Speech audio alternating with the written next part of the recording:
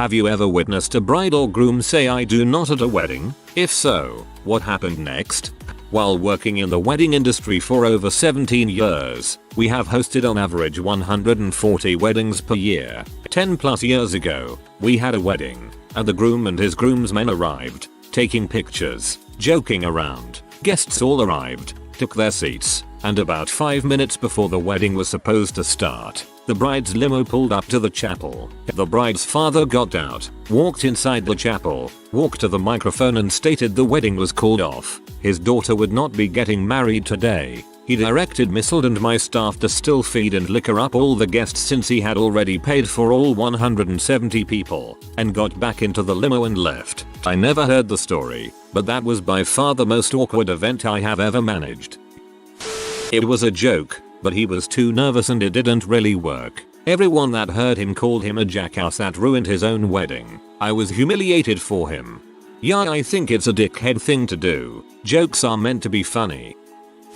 I wish I did. Someone I know was dating this guy for 5 months. On the 5th month, he took her to a big production play. During the play, he got the entire cast of the play to help him with the proposal. And when the lights came on for the proposal, nearly her entire extended family was there, as well as his entire extended family, and friends as well, as he had paid for all their tickets. Most of the people she knew was in that room, watching this take place, and almost none of them knew this was going to happen, just that they had free tickets to a popular Broadway musical. So friends, family, cast and crew had all come out, watching as her 5th-month boyfriend proposed to her. She said yes because of the pressure, and married him. She is incredibly depressed. Should have just backed out later. It's amazing how many people end up unhappy because they aren't willing to put themselves first. I was in attendance where the pastor says repeat after me, for better or worse, and the groom said for better or for better. Everyone chuckled, but there was a hint of honesty there. They divorced after 9 months. I had a friend who decided to have a whole stage scene at this moment, with a mini soap opera playing out in the middle of the wedding. A mutual female friend who was pregnant stood up and said that the baby was the groom's, and her husband flipped out. All the wedding party had scripted lines like "Shut up Susan, you know you lost your chance with him after the disappearance of your mysterious twin sister." The bride and groom were all in on it. It took the rest of the people only a few lines to realize the thing was a joke. Fun was had by all, until about 3 years edit. Actually, I am told more like 3 months later, when the soap opera actually happened and she cheated on him with his friend. Yes, at my cousin's wedding, the bride suddenly backed out at the last seconds. The wedding was abruptly cancelled and we, the family of the groom, all went to a restaurant instead. The bride was kind of a bee who was abusive towards my cousin and extorts him of his money, so we also relieved that this happened. Bullet dodged. One of the times my father went to the altar after my mom had divorced him. He was a serial groom. Any event, the wedding was being hosted at someone's house and they got in front of the minister and decided not to get married. But they were both drunks and there was a lot of booze stocked up, and why let all that go to waste? So they decided to get crap show drunk and have a party. I don't remember her name as it would have been his 5th marriage at the time. He eventually hit marriage number 5, walked away from an engagement one more time and was engaged yet again when he died. Not exactly that, but an acquaintance of mine was getting married. A few days before the wedding they realized they weren't going to make as a couple. However, because everything was paid for, they agreed to go through with it. Apparently they fooled people quite well, as a friend who was invited told me they looked so in love, but I knew it was just an act. A few months later, they quietly went their separate way. I was at a wedding where the bride didn't turn up, was horribly awkward whilst the groom just refused to agree that she wasn't coming. We all sat there for over an hour waiting. Yeah, the pastor got the bride's name wrong. The groom was like, "I do not." All was well though. Everyone got a pretty good laugh out of it. Highlight of the entire ceremony. The pastor got the bride's name wrong. That's a pretty big screw up. You have one job. I know a wedding manager and he only witnessed it once, but the groom meant it as a joke. He had some sort of bet. The bride got mad and ran out of the church. I just picture this annoying 90s groom. I do. NOOT, then grinning and looking around for approval. I was at a wedding officiated by an ancient Catholic priest. He muddled his way through the ceremony but seemed to fall into the regular Sunday mass rhythm, forgetting this was a wedding. Eventually, he started to say the Our Father, one of the last parts of the ceremony. The congregation, following along on our ceremony booklets, realize something is wrong and start to rustle uncomfortably. Eventually, the best man went up to the priest and whispered in his ear. The priest was startled and uttered, "Oh, I forgot about that part." He then went on to ask the bride and groom if they actually wanted to get married. They both said, "I do." Next he forgot the "you may kiss the bride" line, so we all waited uncomfortably again until my friend shouted kiss. They kissed, we clapped, and they all lived happily ever after. TLDR. Old priest forgets to ask bride and groom if they want to get married. They do. Marriage is what brings us together today. I know it's not exactly a I do not, but when my parents got married and the priest said "you may now kiss the bride," my dad said, "Do I have to?" At my wedding, when the pastor was done talking, he was like, "UHH, count long dong.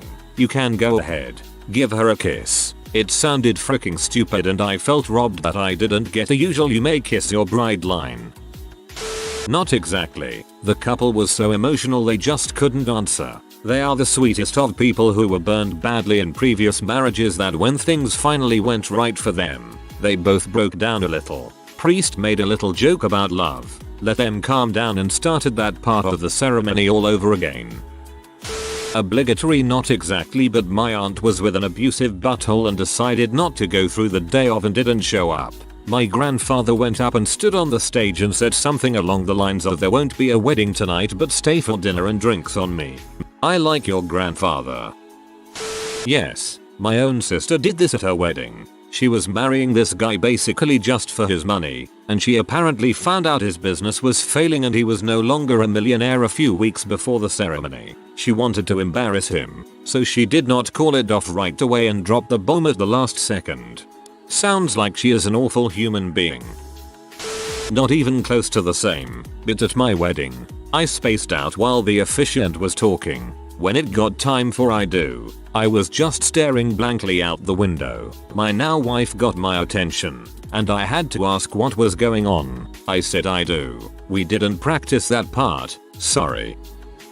I have been at a wedding where the bride basically said, "No, I don't submit to my husband." They had asked the officiant to not use any of that language when exchanging vows. He obviously didn't listen and she just crossed her arms and said, "No, I do not." When that part of the vows came about, they still got married and as far as I know live happily together. That whole wedding weekend was a circus from beginning to end. I know a guy here in Pittsburgh whose bride just didn't show up. He decided to go around and invite some local homeless folks to feed them with the catering he paid for. He's a fairly wealthy dude, so I'm sure the food was no firehole special, crappy thing, but a heck of a guy. Sounds like a swell dude. Probably one of the worst days of his life, but he managed to do something positive. Pretty close. My ex-father-in-law, a retired judge, was officiant at a friend's wedding. They wrote their own vows and didn't run them by him beforehand. I can't remember exactly how they went, but it was something like, "With me, you will never alone. Together, you need not fear sickness or loss. I won't ever leave your side." When they were done, he said, "I'm sorry, I can't accept those vows. Legally speaking, I need a clear and affirmative statement of consent from both of you, and you've phrased everything as a negative. Do you want to be married? Please answer in a clearly articulated statement of affirmative consent." They both said "I do," had a little laugh, and that was that. They were married. Not me, but an old high school friend who was cheating before her wedding was getting married and lightning hit the steeple right after they said their vows. Falling rock damaged some cars parked on the street next to the church. They lasted about a year. I kept a piece of the steeple for a long time and then tossed it a few years later when I realized it was probably bad luck. That's some spooky crap. Yes, but it was purely a mistake. But before the bride could process what she said, the man passed out and hit his head on a church pew, splitting it wide open. The wedding was stopped and his head was sewn up. After it was revealed that the bride indeed made a mistake. Needless to say, the groom was on pain meds and hitting the alcohol to help. It was all a big laugh afterwards. Same couple still married. 15-20 years now.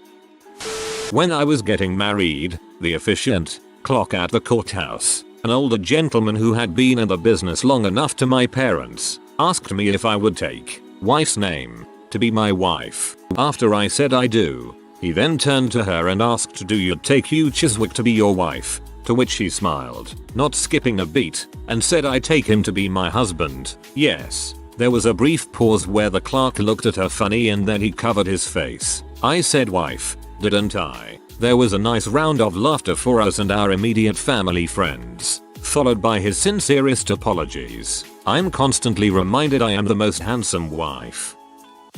This is not an I do not situation, but at my wedding my officiant, embarrassingly, confused me by asking questions like, will you care for your wife forever, will you hold her dear, will you support her, typical wedding questions. So I looked at my wife and said I will. I immediately realized my mistake and stammered out I do. I felt like an idiot. But hey, my wife gave me her right hand instead of her left for the wedding ring, so it all balanced out.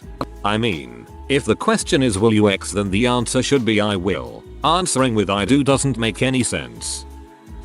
I seriously felt like saying this, but didn't have the balls. Fights started in the honeymoon and marriage lasted 1.3 years. LPT. If you feel like saying that on your wedding day, do it. So much easier than navigating a divorce. No, but almost. I made a Princess Bride reference when we were sitting down with our officiant for the first time. We chuckled, and he never mentioned it again until the wedding day. He did the whole bit. Mortgage is what BWINGSUS to Java today, and so on. The whole speech. My family was cracking up, but she nor her family has never seen the movie. Honestly thought I was gonna go to bed drunk and single that night. When my oldest son got married last year, the minister did this. Loved it. My now husband started fidgeting during the sermonettes leading up to the exchanging of the views. But the minister asked if we were ready to exchange vows. He said not yet. They didn't capture my reaction, nor did they get my daughters holding back my in full dress blues marine son. He leaned towards the minister and said he forgot the rings in the car. His son, who was taping the wedding, ran out and got them. My Phil yelled out, he didn't get that from me. Afterwards the minister and the wedding planner said that had never happened before. Neither one asked my husband beforehand because he seemed so calm. This is honestly hilarious. Not at the wedding, but at the rehearsal dinner the night before. Bride and groom's mother got into a fight out front of the restaurant. Groom said, I'm not marrying you until you apologize to my family and promise me you will fix this. Bride refused. Groom called off the marriage. Bride proceeded to still have the reception and slept with the groom's roommate. Come to find out later she was only marrying him for his parents' money. Safe to say the groom dodged a bullet. I love stories with a happy ending. Not me, but a fellow I know who photographed weddings. The groom, at the reception, after the wedding ceremony, giving his groom's speech to a packed reception hall, thanks the best man for sleeping with his wife the night before and walks out. I was in a wedding party that got super close to derailing. We coordinated a meetup before the ceremony for wedding pictures near some train tracks in an unfamiliar city. The groom did not do the best job of communicating to the bride the actual location, causing the bride's side to be late. This sent the bride into a fit of rage, saying such colorful phrases as you always do this, I hate you, to I'm calling the fricking wedding off. This made for an incredibly awkward fist look, mind you. While the bride was screaming bloody murder, the groom was off in the distance with his head down and back turned to us. Within moments I got a text from him stating that he just adjusted his fantasy football lineup and was good to go. Pictures commenced and the wedding went off with a few more major hitches, including the bride crying and almost backing out moments before the walk. They expect their first child soon. I got a text from him stating that he just adjusted his fantasy football lineup and was good to go. I'm dying. No, but I seen someone object when the priest asked did anyone have a reason as to why the marriage shouldn't go forth. It was my drunk, troublemaking cousin, who professed her love for the groom, lol. She got thrown out. I hope you were related to the bride. I did see a couple signing marriage papers at the municipal building in my country, and then he decided after she signed that he wasn't really interested in being married. They talked it out. He got water dumped on him. We all got a show. Not at the ceremony, but after the rehearsal dinner the night before, the bride saw the groom dancing with all her bridesmaids at the bar. Seemed like normal fun drunk stuff, but she flipped out and made a giant scene. Ended up sitting in the backseat of my car. My wife was in the wedding, bawling and refusing to talk to groom. After like 30 minutes of people trying to talk sense into her, she told us to take her to her parents' house. Small town. We get there, take her inside, and leave. The next morning we find out the wedding is off. Apparently groom came over and she bitched him out. Said she didn't love him. Didn't want to go through with the wedding. Groom finally said okay fine. Then she turned it into he called off the wedding and became the victim. She ended up keeping the gigantic ring, going on the expensive honeymoon with a friend, while her parents had to eat the cost of the ceremony and reception because it was too late to cancel. Rumors were around $50K. That afternoon they brought around pieces of the wedding cake to everyone so it wouldn't go to waste. Our read on it was the bride never wanted to go through with it and this was her way out. I knew none of these people, so for me it was like watching a Jerry Springer episode. Me and another guy who knew no one just sat back and watched it all unfold going, this is awesome. My husband said, do I have to, when he was asked to say his vows. The judge said, do it or you aren't getting married today. He did it. Husband thinks he is funny. He is not. Worst best I've seen in person was a bride saying I need a minute, leaving and then coming back a minute later to say I do. I was thoroughly confused, but it turns out she had been engaged shortly beforehand and he had died in a violent accident. I was at a destination wedding where bride called it off the night before. It was an awkward vacation for the two families for the rest of the week. One of the resort guests not related to the wedding wrote about it in their TripAdvisor review. I used to be a bartender, and once had a rehearsal dinner where the groom found out that his younger brother, also a groomsman, had lost his virginity to the bride-to-be. The details of when the act had happened never made it to me, and despite my best detective work I was never able to figure out whether or not the wedding actually went through. In my 16 years as a wedding photographer, I never had an I don't moment, but I did see many grooms and brides show up extremely late and very drunk. I had a lesbian couple break up on their honeymoon because one of them fooled around with the masseurs. I had two couples break up the day before the wedding for cheating, and one bride that stumbled down the aisle after taking 3 Xanax with champagne. There are so many more. Oh, the stories I can tell. Yeah, you need to go ahead and do an AMA. I heard much worse. Where I live it is not uncommon to have a civil wedding in restaurant. In the middle of party they stop everything and do the wedding. Then party continues. So before it started the groom handed bunch of closed envelopes to waiters and told them to distribute envelopes to every guest with requests not to open them before they are told. When all guests were there, groom took the microphone and told everyone that he won't marry the girl. He called her B, and if they want to know why, just open the envelope. Apparently there were photos of bride having sex with 2 guys. Groom just left. Needless to say that there was no wedding that day. Sounds like an urban legend I heard. So this isn't an I do not story, but everyone thought I was backing out story. On my wedding day things were going well. We had some laughs during the vows and enjoyed ourselves a lot. Then we went over to sign the papers with the maid of honor, best man as witnesses and the officiant. My wife went first, signed her name and all was well. I sat down and instead of doing my signature like I have for fricking years, I printed the first letter of my first name.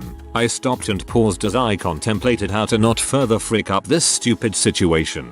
My wife was standing at my shoulder and saw that I had messed up, but the best man, maid of honor and officiant, they were standing off to the side and in front of us. They freaked out. Did I have cold feet? Was I backing out? Was I about to walk out of the hall and call the wedding off? Nope. I was just thinking about how to write cursive over my printing without looking like an even bigger turd. We all had a good laugh afterwards when I explained. Much fun was had. 10/10. Would marry wifey again. I apparently said no at a wedding once. A literal I do doesn't make sense in my language's grammar, so yes is the affirmative answer here. But I was like 3 years old and it was my aunt's wedding. Though legend has it that it was perfectly timed as the groom was about to say yes. Years later, the kid of my cousin interrupted their parents' wedding during the objection question by screaming at the top of her lungs, yes. Hilarious of course, but she was clearly so excited about their parents getting married, it was more of a just get to the do you take this man part already. My sister-in-law got left at the altar for her first wedding, but I didn't know her then. She's been married to her current husband for over 30 years now, so it all worked out. I was in the church waiting for the wedding of a friend's sister to start. Someone walked down the aisle and spoke to the bride's mother. She stood up and said, "That son of a b," and stormed out with other members of her family. Someone came out and announced that the wedding would not take place, but that the reception would go forward because of the expense. Food and drink was ready, etc. The DJ packed up and left, so it was pretty somber in there. Word came that the groom had just backed out last minute. Happened to one of my mom's friends. The groom thought it would be funny to say it then say he was kidding, but the priest had to take his first response and ended the ceremony right there. I don't think the relationship worked out. Play stupid games, win stupid prizes.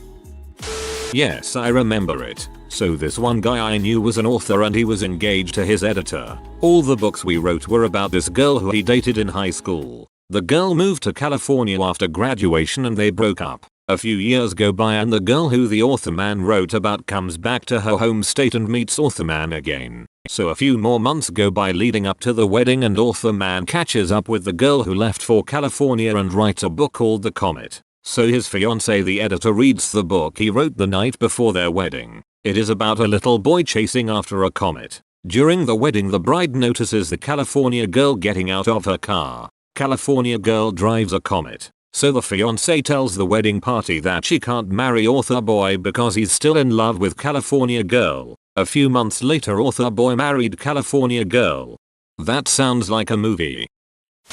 Here in my country, if you are in the military, your wife and your unmarried daughters receive a lifelong pension after you die, either of old age or in service. It does not matter. I had a neighbor ex-military in his 80s and never married. For the last 30 years he had a maid. She worked for him and took care of him when he got disabled and bound to a wheelchair due to old age. The maid also had an unmarried daughter to whom this man was a father figure. When the time came, they decided to get married so they could receive his pension after he died. In the ceremony, when the judge asked him the question, the guy threw himself to the floor and started having a seizure. Fake, of course. The judge decided he was not mentally fit to get married and left. Of course, the bridesmaid left him for good. He died a couple of years later alone in a retirement home.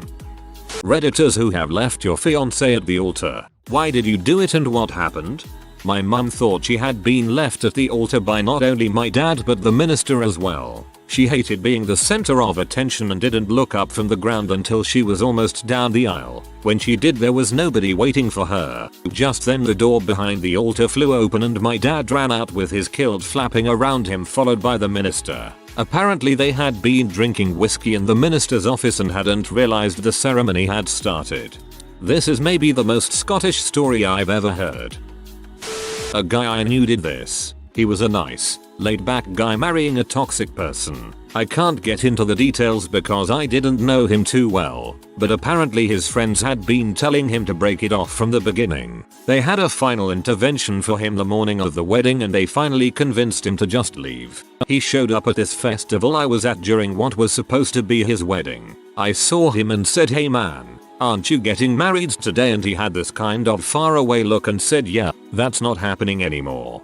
That's a pretty tough position to be in, when everyone is telling you that she's toxic but you can't see it yourself, especially when you're blinded by love and/or lust.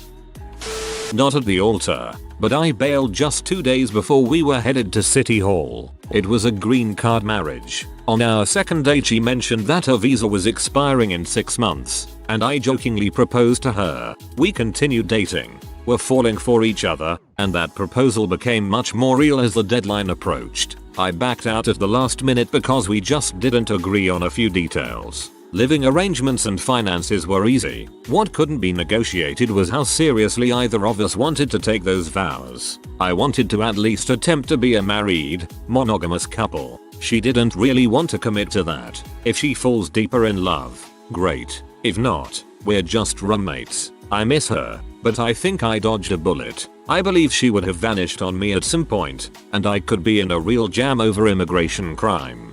My aunt was in the exact same situation, but she went through with it. Her husband is a really cool guy, but she wants to treat it like a real marriage and he simply does not. All I can do is keep my mouth shut. Didn't technically leave him at the altar, but 10 days before the wedding I found out he was sleeping with someone else. Took me 2 days to decide not to get married. Then over the next 3 weeks I discovered he was a sex addict and had been seeing other people for the entire 9 years we were together. Got real close to being stuck in that nightmare. Thankful every day that I didn't go through with it. I'm dealing with a sex addict husband now, 6 months after the wedding. I wish I had known beforehand. This is the worst time of my entire life. One of my best friends broke her engagement only a month before her wedding after he joked about kicking her face in because he thought she hugged her stepbrother for too long at her mom's anniversary party. She dodged a huge bullet since he was arrested for assault a year later. Smart girl. Not quite at the altar, but I was left several weeks before my wedding. And by left, I mean my fiancé insisted he was stressed out with work and needed some time, when in reality he wanted to move his new, pregnant girlfriend into our house while I was out of town. So, the initial aftermath was indescribable. Frankly, about 85% of our wedding was set up. Calling and explaining this to vendors was a total blast. I lived in and was getting married in the south, so if I never hear "oh bless your heart" again, it'll be too soon. Not to mention the crippling depression I fell into and loss of a whole life I had built with someone I had trusted. I didn't leave my parents' house for over a month afterward. I also had to deal with my family and his, and our friends, since he felt no reason to explain this to his side or anyone else, and just assumed I'd do it or they'd figure it out. To say it was a freaking disaster is a huge understatement. I'm still recovering, mostly financially, but therapy has done wonders. My ex has a lot of mental issues and hid them well, and I've gotten to a place where I know I'm better off and dodged a huge bullet. I also recently started seeing a man who makes my heart race when he walks into a room. It's a beautiful thing. Glad to hear you're in a better place. Good luck with everything that comes your way. It sounds like you've got the strength of will to handle it.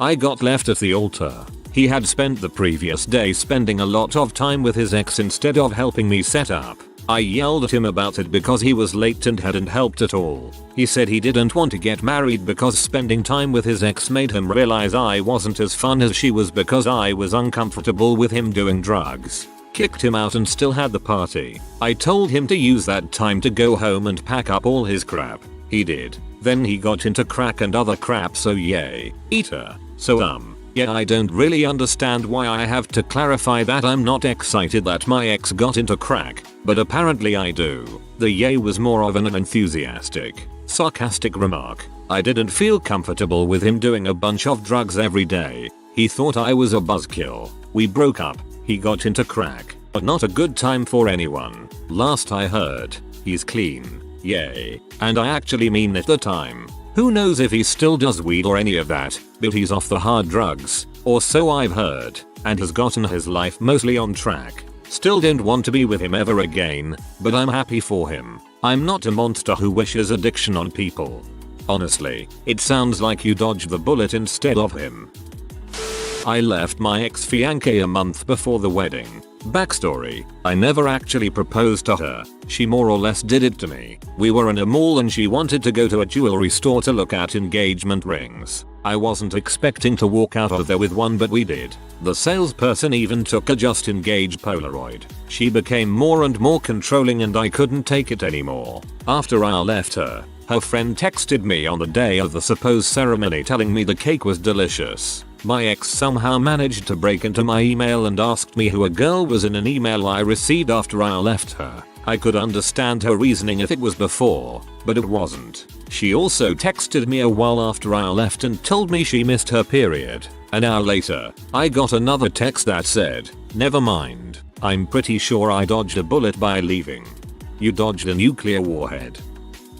A buddy of mine did this and we were his accomplice. Holy frick, I can't believe this happened 12 years ago. Anyway, a buddy of ours was going to marry this girl he had known for a few years. He was expressing doubt but racked it up to being nervous about marriage. The night before he broke down crying and thought he was making a mistake. We offered support and told him it would be okay. We said that if he didn't want to do it he didn't have to, but we encouraged him to go through with it. Day of the wedding and everything is happening. The wedding has started and he is at the altar waiting. I don't know about other religions, but Mexican Catholic weddings have this moment before the bride comes out where it's quiet with anticipation and everything is just waiting. My buddy is sweating like a madman. My other friends and I notice and think he is about to pass out. Then it happens. The groom starts rocking back and forth. He looks like he is about to faint and he slowly starts side shuffling. My buddies look at each other and just know what is about to happen.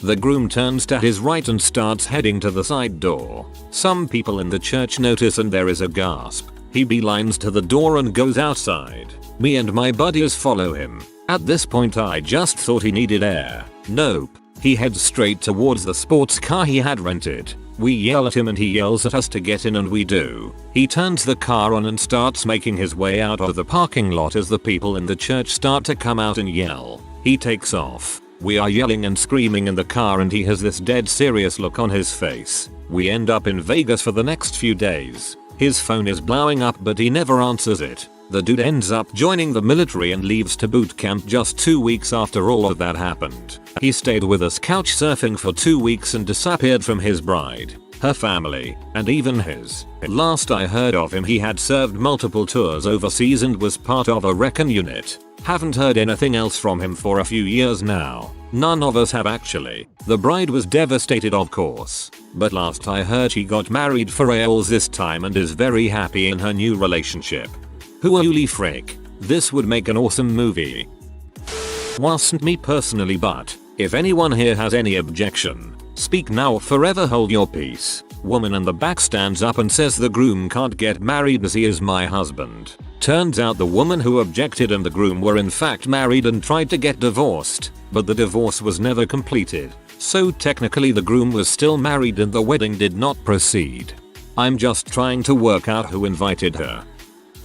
I left her on the day before, because on a bachelor party for me, one of her friends who came with us as a keep and I won't cheat with a stripper drunkenly confessed that he knew my fiancée cheated on me with some douchebag for the last 2 months, because she wanted one last fling. I also found out that some of my friends knew about it but did not tell. She denied it, but eventually confessed and tried to justify. We broke of course. I ended up having to sue her for all the wedding payments I had to put out because I couldn't get back most of the down payments I put, and her family would not help with the wedding because they are cheap skunks. I won and got all my money back because she was afraid it will be known. I found out the douchebag is actually one of the bosses at he work, and he is married. The last I heard of her, she got knocked up by said douchebag. He got custody on their child, and she is living with her parents, no job, wasting her life away. It's always the ones that are super paranoid that you will cheat, because they already are. People expect others to do what they do. I left a man at the altar. I was in my dress and getting ready to go to the chapel when I realized I couldn't. I froze. I didn't love him as much as I craved the safety and security that being married would bring. I was fairly recently divorced and very young and scared. He eventually found a lovely woman and they are very happy together. I don't think either of us would have had that with each other. It's good to hear he found happiness elsewhere. Ultimately, you did the right thing. It's much harder and more expensive to get divorced than it is to break up. Hope you're okay now. Happened to 2 friends I used to know. He was totally smitten with her. She was highly insecure and they used to fight a lot. BC she would accuse him of looking at other women and other crazy stuff. She's never not been in a relationship, and she always has the next dude lined up before she leaves the current one. Guess this time it was no different. Days before the wedding, she called it off. We find out she's shacked up with the next one within weeks. I think he totally dodged a bullet. She's on her 3rd marriage currently. Something that is pretty surefire in human psychology is that if you're being accused of something, that person is probably doing that thing. My brother left his fiancée a week before the wedding. Basically as soon as he proposed, all she cared about was the wedding. He wanted a very small wedding and she wanted a huge one. She was also very religious. Her father is a preacher, and he was not at all. She told him she wanted him to become a deacon in her father's church, and he told her no, he didn't want to do that. Pretty much they were disagreeing on everything up to that point. Finally he called it off. He said it was the hardest thing he's ever had to do, but he knew he made the right decision. I clearly can't know for sure, but it seems to me that this didn't happen overnight. She was like this before, and he just ignored it or whatever. Sure, some people change when they get engaged or married, but I think most people make too many excuses during the relationship before and just start to really think about it after they've made a commitment. During rehearsal, my now husband and I didn't actually rehearse our ceremony, but kind of just talked logistics with our bridal party. As a result, when our ceremony was over, we didn't really know how to officially end it, so we just kinda stood there awkwardly for a few seconds until he whispered to me, "So are you just going to leave now?" Meaning that I was supposed to lead our exit. I, however, took it literally and just started walking. He claims that I ran away. I got about 10-15 feet away before he called out after me, "Wait, I think you're supposed to take me with you." It was very embarrassing, but apparently everyone found it hilarious and started laughing. I will never live that down. And her husband can confirm she will never live it down. 3. I was the one who was left at the altar while she didn't show up. I would say that maybe she might give her story in this thread, but I'm a freaking self-centered bee, isn't much of a story. Haven't seen one from an arranged marriage setup, so here goes. I backed out a week before the wedding. We were engaged in February and the wedding was to be 4 months later. He had to leave the South Asian country where I live, so our interactions were strictly over phone. I am pretty sure I was a bit of a C in this situation. Talked to him very irregularly until the end of February and then I just couldn't. Should have been a huge red flag to him that his fiancée hadn't talked in 3 months. I didn't have the courage to tell my folks, so I just waited to see if he would back out. He didn't. And well, that's when I told him that I wouldn't be marrying him. After the invites had gone out and preparations were in full swing. Ugh. I can't tell what exactly turned me off about him. I do know the fake American accent absolutely killed it for me, but the people I talk to about this tell me it isn't reason enough. Maybe arranged weddings are just not meant for some people. I am glad I didn't go through with it, though I could have handled it better, I suppose. I've read studies that show our subconscious is noticing a lot more than can be communicated to our conscious rational selves. Sometimes this just results in us feeling uneasy, calling it intuition and being unable to explain more, when actually, there are very good reasons for our vague feelings of distress and unease. I dated a guy for 5 years and things were going well enough. When we were both approaching 30, I really wanted to get married and start a family, but he felt he wasn't ready. Somehow his family talked him into proposing, and when he did, he said, "Well, I suppose we should get married next summer." That's it. When I later asked if he was going to get me a ring, he said, "Why? You already said yes." The whole planning process was like pulling teeth. He didn't want any part in it, and I was not only paying for pretty much everything, I was also choosing all the vendors, decorations, music, etc. One night, I sat at the kitchen table, addressing all the wedding invitations by myself when he came in, picked one up and said, "Huh, those look kinda cheap," and walked out. I had made them myself to save some money and he had never even seen them before. I cried, finished up addressing the letters, mailed them the next morning and left him a few days later, because I felt that I deserved someone who was excited to get married to me. I had been worried about how our friends and family would react, but really, everyone was totally understanding and sweet about it. My grandma just said, "Oh, these things happen," his uncle told me. I was engaged once, but then she ran away and became a nun. At least she left me for Jesus. Seriously, no one gave me a hard time about it at all. Even the vendors were very supportive. As for my then fiancé, he was sad and cried, but ultimately, I think he was relieved that he didn't have to get married. All in all, he wasn't a bad guy. On the contrary, he was a total sweetheart, but the thought of settling down and taking on responsibility scared him to death somehow. Well, all this was 5 years ago. He's been single ever since and I am in the middle of planning a wedding again. This time, my fiancé is involved in every step of the process. He's talked to bakeries and seen more possible venues than I have. He tells me he can't wait to be my husband, and watching him practice his new signature does certain things to my heart. I have never regretted calling off the other wedding, because this is how getting married should be like. At least she left me for Jesus. That's amazing, haha.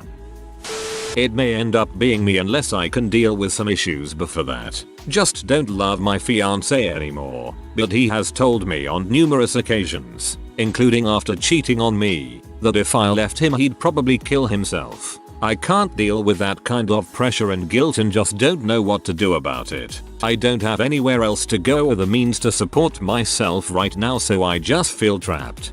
I just want you to know that whatever happens is not your fault. He is being manipulative by trying to guilt you into staying. Whether he does it or not is not your fault, and I highly suggest trying to find resources to help you get out. I think this just nearly happened to me, or not. It's very confusing. My partner and I have been together 5 years. During this time we talked about getting married. Actually, he did something amazing one day which made me realize my search was over, so I jumped the gun a bit and asked him if he would be up for marrying one day, and he said yes. Other times we've talked about it, he's always said it's on the cards. I don't want to nag the poor guy, but after 4 or 5 years you do get to wondering. I never knew there was a problem. Well, there's a problem. It seems he doesn't remember any of those conversations. He doesn't believe in marriage. He's never believed in marriage ever, and I dunno. I just felt something go snap in my heart. So I love him, so I stay, but I cry every other night. I don't know why marriage is important to me, but it just is. Always has been.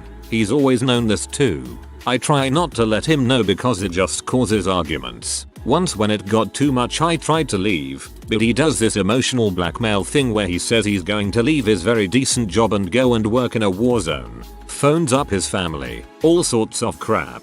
So I can't leave. I guess you can get jilted at the altar without actually being near one.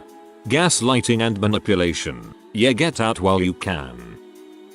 I have a friend who went through with the wedding but left about 6 weeks later. She danced with her current husband at her first wedding more than her first husband. She implied once that I should have talked her out of the wedding, but she was already legally married to the guy and would have probably lost a lot of money backing out of the big wedding last minute. So why not give it a shot? I wasn't aware of the extent of the issues they were having either. My sister was left at the altar by my best mate and I was best man. He met my sister through me and they went out with each for 2 years and were engaged for a year before the big day. We're in the church, at the front, waiting for the bride with about 15 minutes to go. He says he needs the toilet and walks to the back of the church. A minute or so later it hits me that the toilet's under the back of the church and I start to worry. So go looking for him. He's not in the toilets, not around the church, nowhere to be found. My best mate had legged it. We didn't see or hear from him 3 days. His own family for 2 days, and by then, he was in Europe somewhere staying with a friend, where he's been ever since. 3 years now. He's never made any effort to explain, even to my sister. I hope you and your sister realized better before than after. At least there wasn't the legal paperwork, combined finances and eventual divorce to figure out. It isn't gonna make you feel any better, but thinking how much worse it could have been is the best way to come to terms with it, imho. I very much doubt this is a common occurrence. If I wasn't sure I would back out way before getting the dress and all the expensive shite. However, I have a cousin who basically did this, sort of like 3 times even.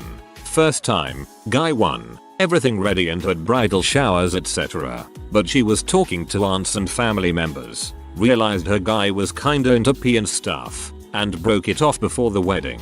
She kept all the presents. Second time, guy 2, got engaged, broke it off, don't really remember why at all. Third time, same as guy 1, absolutely no idea, cause really I was fed up at this point with even caring. At this point though I realize I should have a lot more sympathy for her, cause that seems to indicate actual problems that must be rather distressing for her.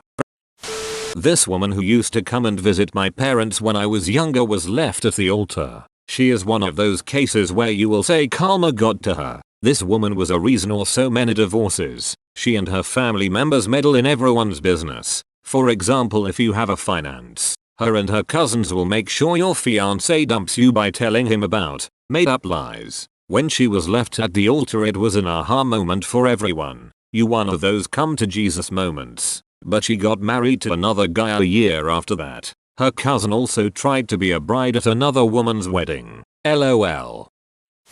I wasn't sure that I wanted to marry Sophie. I was confused. We went on vacation and I was initially planning on proposing to her. I had bought a ring and everything. After much thought, I decided not to go through with the proposal, but while I was out of the hotel room she found the ring. I didn't have the heart to explain that I changed my mind. After that I just kind of went through the motions. On our wedding day I ended up hiding in the upper gallery of the church with my best man and roommate Jeremy. We just kind of hid up there while everyone looked for us until eventually he had to pee and we got discovered. Sophie was devastated and I think I'm just going to end up living with Jeremy forever now. This might just be how it is meant to be. Me and Jeremy living together until one of us dies or we just frick each other.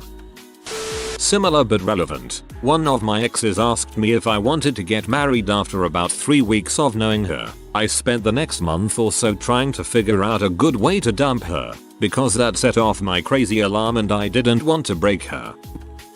My dad actually jilted his fiancée. My dad was fairly young and was arranged to marry someone that was supposed to be the most beautiful girl in the area. He worked on offshore rigs, so he did not have any contact with the girl, with the exception of a few photos and a couple of long-distance phone calls, which were really expensive. When he got home, she came to visit and he realized that she was far heavier than what they showed in the pictures. When he pointed this out, no one seemed to think it was a big deal, but my dad was pretty unhappy. He went as far as talking to the girl and the girl's parents, asking them to respectfully call it off, but they were adamant about going through with the wedding. It was during that conversation that the family admitted that the girl was illiterate. She wasn't interested in school, so they took her out early and sent her to study tailoring instead. She had not even learned how to handle money or read and write. My dad didn't want to embarrass the girl or her family, so he didn't tell anyone about what he learned. Everyone had assumed that she had college level education, but she actually went to a vocational school that was housed in the college building. A few nights before the wedding, my father's cousin, a friend, and his younger brother helped him escape. Another person volunteered to marry the girl, so she still got married on the day. So it all went well. This is going to sound like hearsay, but I met a girl who was left by her fiancé the day of her wedding. He chose this time to inform her that actually he was already married and had a family. Obviously he was an extremely toxic person, possibly a psychopath, definitely a narcissist. She was devastated, as you can imagine, but it is good that he saved her the humiliation of going through the wedding and a lifetime of misery. I was dealing with my own narcissistic psychopath, so this was how I got through it story.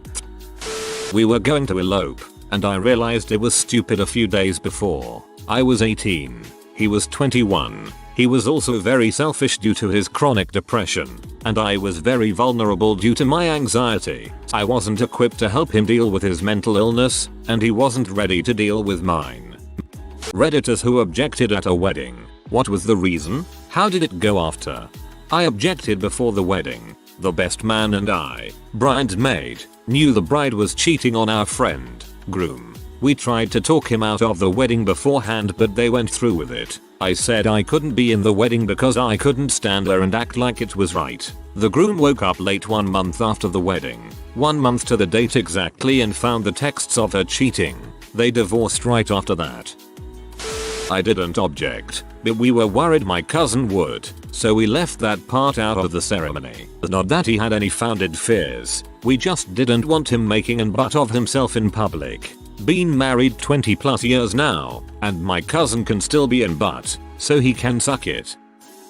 Like most folks, I haven't objected at a wedding and would die of social anxiety if I did, but I met a guy who tried. Meet Dave. Dave's an older guy, likes to hang out with the young and hip crowd, even manages a few hookups with girls half his age. Dave dates a younger gal for a while, really likes her, but she moves on and several years down the line, is about to get married. Dave and said gal meet up for a drink, And somehow, Dave gets the impression she still loves him and wants him to make a grand gesture to prove his love. Cue to a destination wedding several weeks later. Dave trailers his horse down to the wedding, with the idea that he'll walk the horse down the aisle and shout "I object" and carry the girl away. Girl in question gets wind of Dave's plan and calls the police. As Dave pulls up at the wedding and starts to get the horse out, police stop him and politely ask him to leave. Dave still really wants to prove his love, so being Dave, he starts throwing haymakers and yelling for love for the girl. All of this is happening like a movie scene in sight of the outdoor wedding. Dave is hauled away, and the wedding goes in a much more surreal tone. Kids, don't be Dave. TLDR. Guy tries to object at a wedding, is instead hauled away by police and ends up with aggravated assault on a police officer charge. Upvoted for the horse update. Not really at the wedding because they just did a courthouse marriage, but it might apply for my cousin and what will eventually be her ex-husband. His entire family and all of his friends objected to them marrying. Our entire family and all of her friends objected to them marrying. A year into the marriage, which happened after only 4 months of dating, everyone on both sides learned he'd been beating her and her children. I feel bad for her. It's usually not a good sign when everyone from their families and friends object. I'm sorry, that's awful. Didn't even get that far. We had so much drama planning our wedding we scrapped it and eloped. My mother hated my fiancé. My father-in-law hated me. Nobody could agree on anything, so we said screw it and moved 1,200 miles away. We're still together after 30 years. Both of our parents are now divorced. Mic drop. Happy ending. Thought about objecting during my mom's wedding to my stepdad. Was too big of a P. Then spent the next 2 years watching him drunkenly beat her from room to room. I should have said something. I think it only works if there's an actual legal reason, for example, they are siblings or one is already married. So, although your heart was in the right place, you may not have actually been able to do anything. Depends on the situation obviously and what your extended family or the abuser is like and how they would have reacted. I was 2 and carried down the aisle screaming by my grandmother. My dad and stepmom were getting married. When I was 14 they went through a messy divorce and she took the kids. I haven't seen my 2 half-sisters and youngest half-brother since. Should have listened to the screaming baby. While I've never objected at a wedding, I've been specifically singled out and told to shush at no less than 3 separate weddings, despite the fact that I had zero intentions of saying anything at any of them. You should stop dressing up as Dustin Hoffman. Heard a guy objected at my cousin's wedding and got punched out by the bridegroom's father before he even started his speech. The guy literally got dragged out as he saw the bride and groom kiss.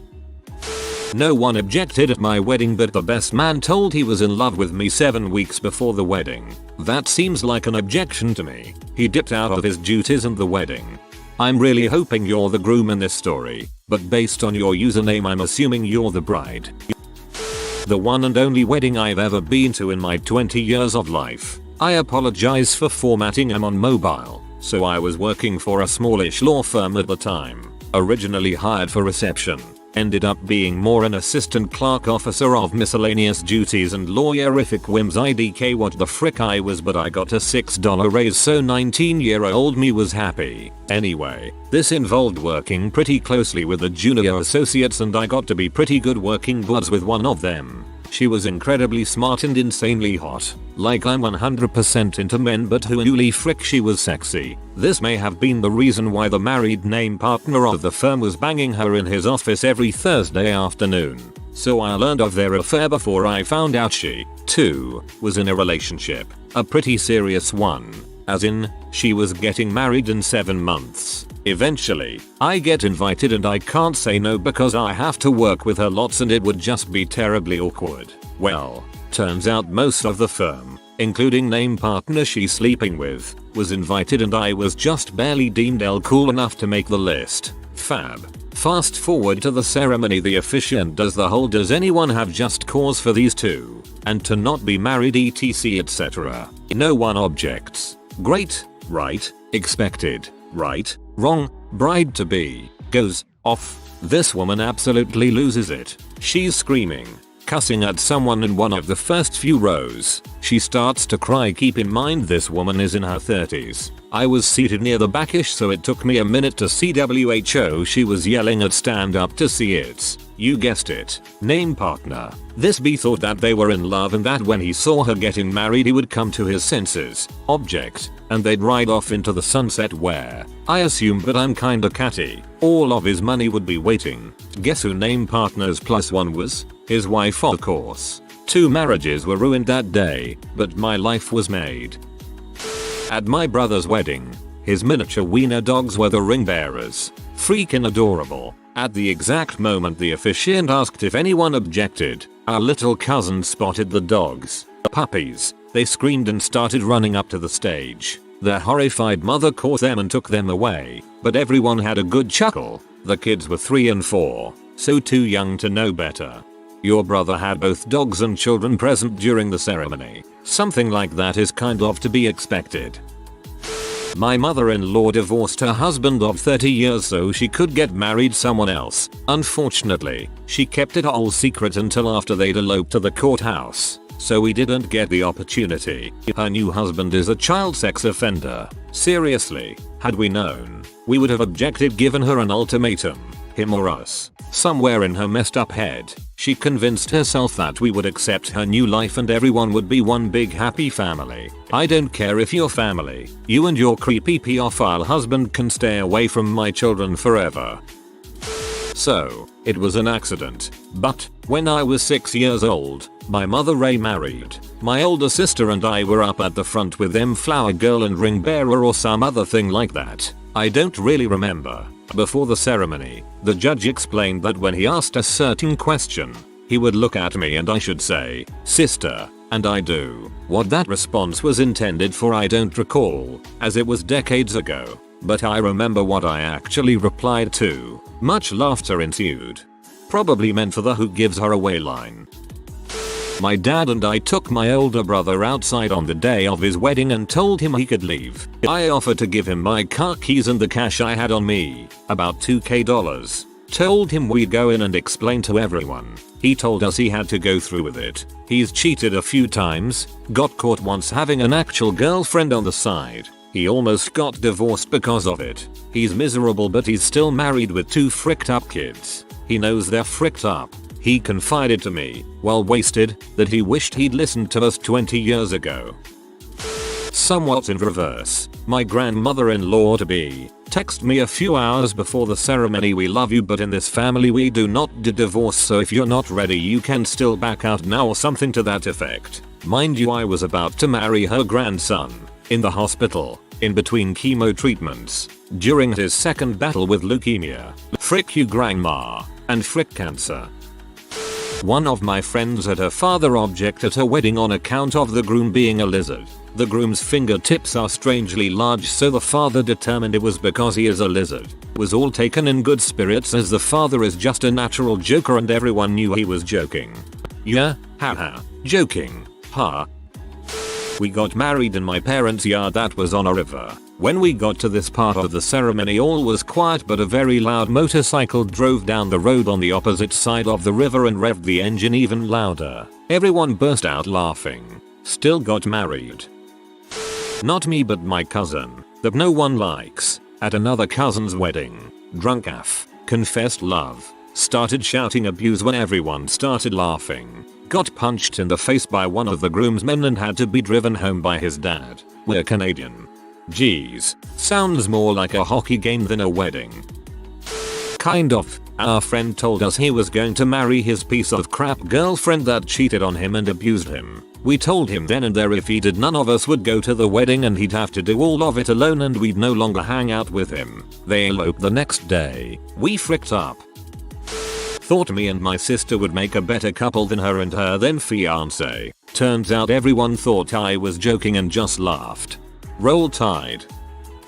I was in love with the bride. We were sort of meant for each other, but she wouldn't admit it to herself. She decided to marry some short fuckwit instead. Wedding comes along, and my friend told me to wait until the "does anybody object" part, but the priest skipped right over it. But then a dragon ate the groom, so it all worked out. Fuckward. I see what you did there. I was at a convention once where a Star Wars wedding was occurring and the groom was dressed as Boba Fett. When a rejection came out of the crowd that was gathered, everyone was surprised to see it was Jeremy Bullock in his Boba Fett gear. Good times. That was on World's Dumbest on True TV. I was married on a beach and was walking down the pier with my dad towards my soon-to-be husband. We were almost to the beach and my dad stops and says, "Turn around. We can turn around right here. You don't need to marry him." I let go of his arm and kept walking towards my groom. That was 5 years ago and I am still happily married. My dad and I don't talk as much.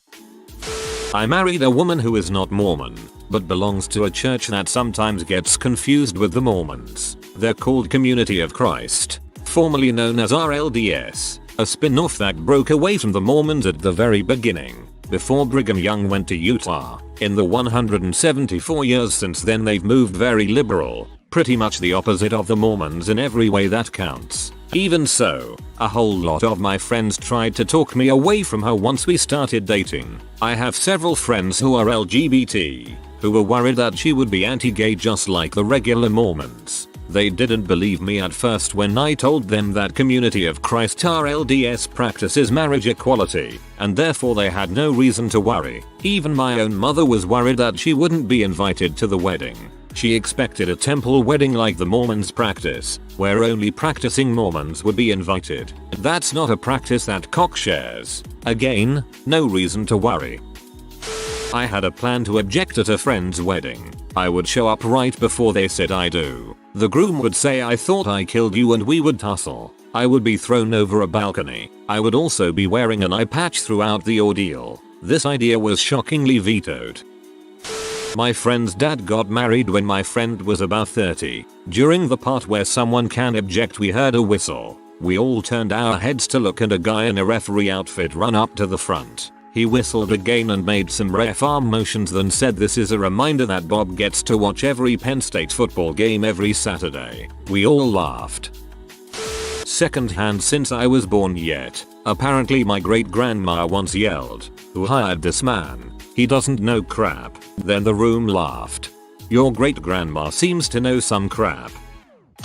I got uninvited to a wedding last year because I was planning on objecting. The now wife of my friend found out. She and I are constantly at war. My cousin thought about objecting at his mom and stepdad's wedding. He pussied out bigly. Spent the next couple of years drunkenly watching his stepdad beat her. Dude, I think your cousin replied to this. As a 7th grader, I objected at my cousin's wedding simply because I felt like being an attention whoring smart butt. They ended up divorcing less than 2 years later. She cleaned out my poor cousin in the divorce, married another dude with the same name and did the same crap to him a few years later. She lives on thousands of dollars of child support a month. To this day I believe that woman knew exactly what she was doing. She still married him, but now they are divorcing for the very reason I said it would fail. She said she should have listened to me and others who spoke up before the wedding. I didn't object during the ceremony, but I did object in the year-plus engagement beforehand. I was the best man, and I said I would stand up there for him if he really wanted, but from everything I knew about her it was a bad idea. They got divorced 2 years later and he jokingly tells me he wishes someone would have told him it would end badly. As an aside, she was my ex and I knew she was a manipulative, money-grabbing bee that thought she was owed the world. She broke up with me because I didn't drive a nice enough car for her to be seen in. She was also very picky about what Catholic teachings she fervently believed in. Sex before marriage was a-okay, but using protection was a sin. That kind of balls. My mom and stepdad got married March last year. We invited a lot of friends and one of them was this lady he worked with. When the priest asked if anyone objected, lady stood up and told her story about how she loved my stepdad and wanted to be with him, and it was so awkwardly silent, but my mom was crying. It was just a joke. Priest, stepdad and lady were in on it, and I got it all on video. Mom was crying and pushed him for a second, of course. I was honestly about to throw some hands. That's really crappy. Objected once. Did not go so well. Lots of people were yelling, "Who the frick is this guy and how did he get in here?" I may not have been invited to my friend's wedding many years ago because I may have wanted to object. The bride-to-be and I didn't really get along, but had no real bearing on my reasoning. There was a vibe I was getting from her when they were together. I couldn't put a finger on it. I kept trying to warn him that it was a bad idea, but he thought I was just being an butthole. It turns out, one night at work 5 years down the road, she and his other friend started a nightly ritual of her sucking his dong. My friend still tried to make it work, but just when he thought they were going to get past it, she comes home and asks for a divorce. The bride was an avid equestrian and rode her horse down the aisle, where a groomsman helped her down and led the horse aside. When the officiant asked if there were any objections, the horse whinnied nay, a good laugh, and they've lived happily ever after.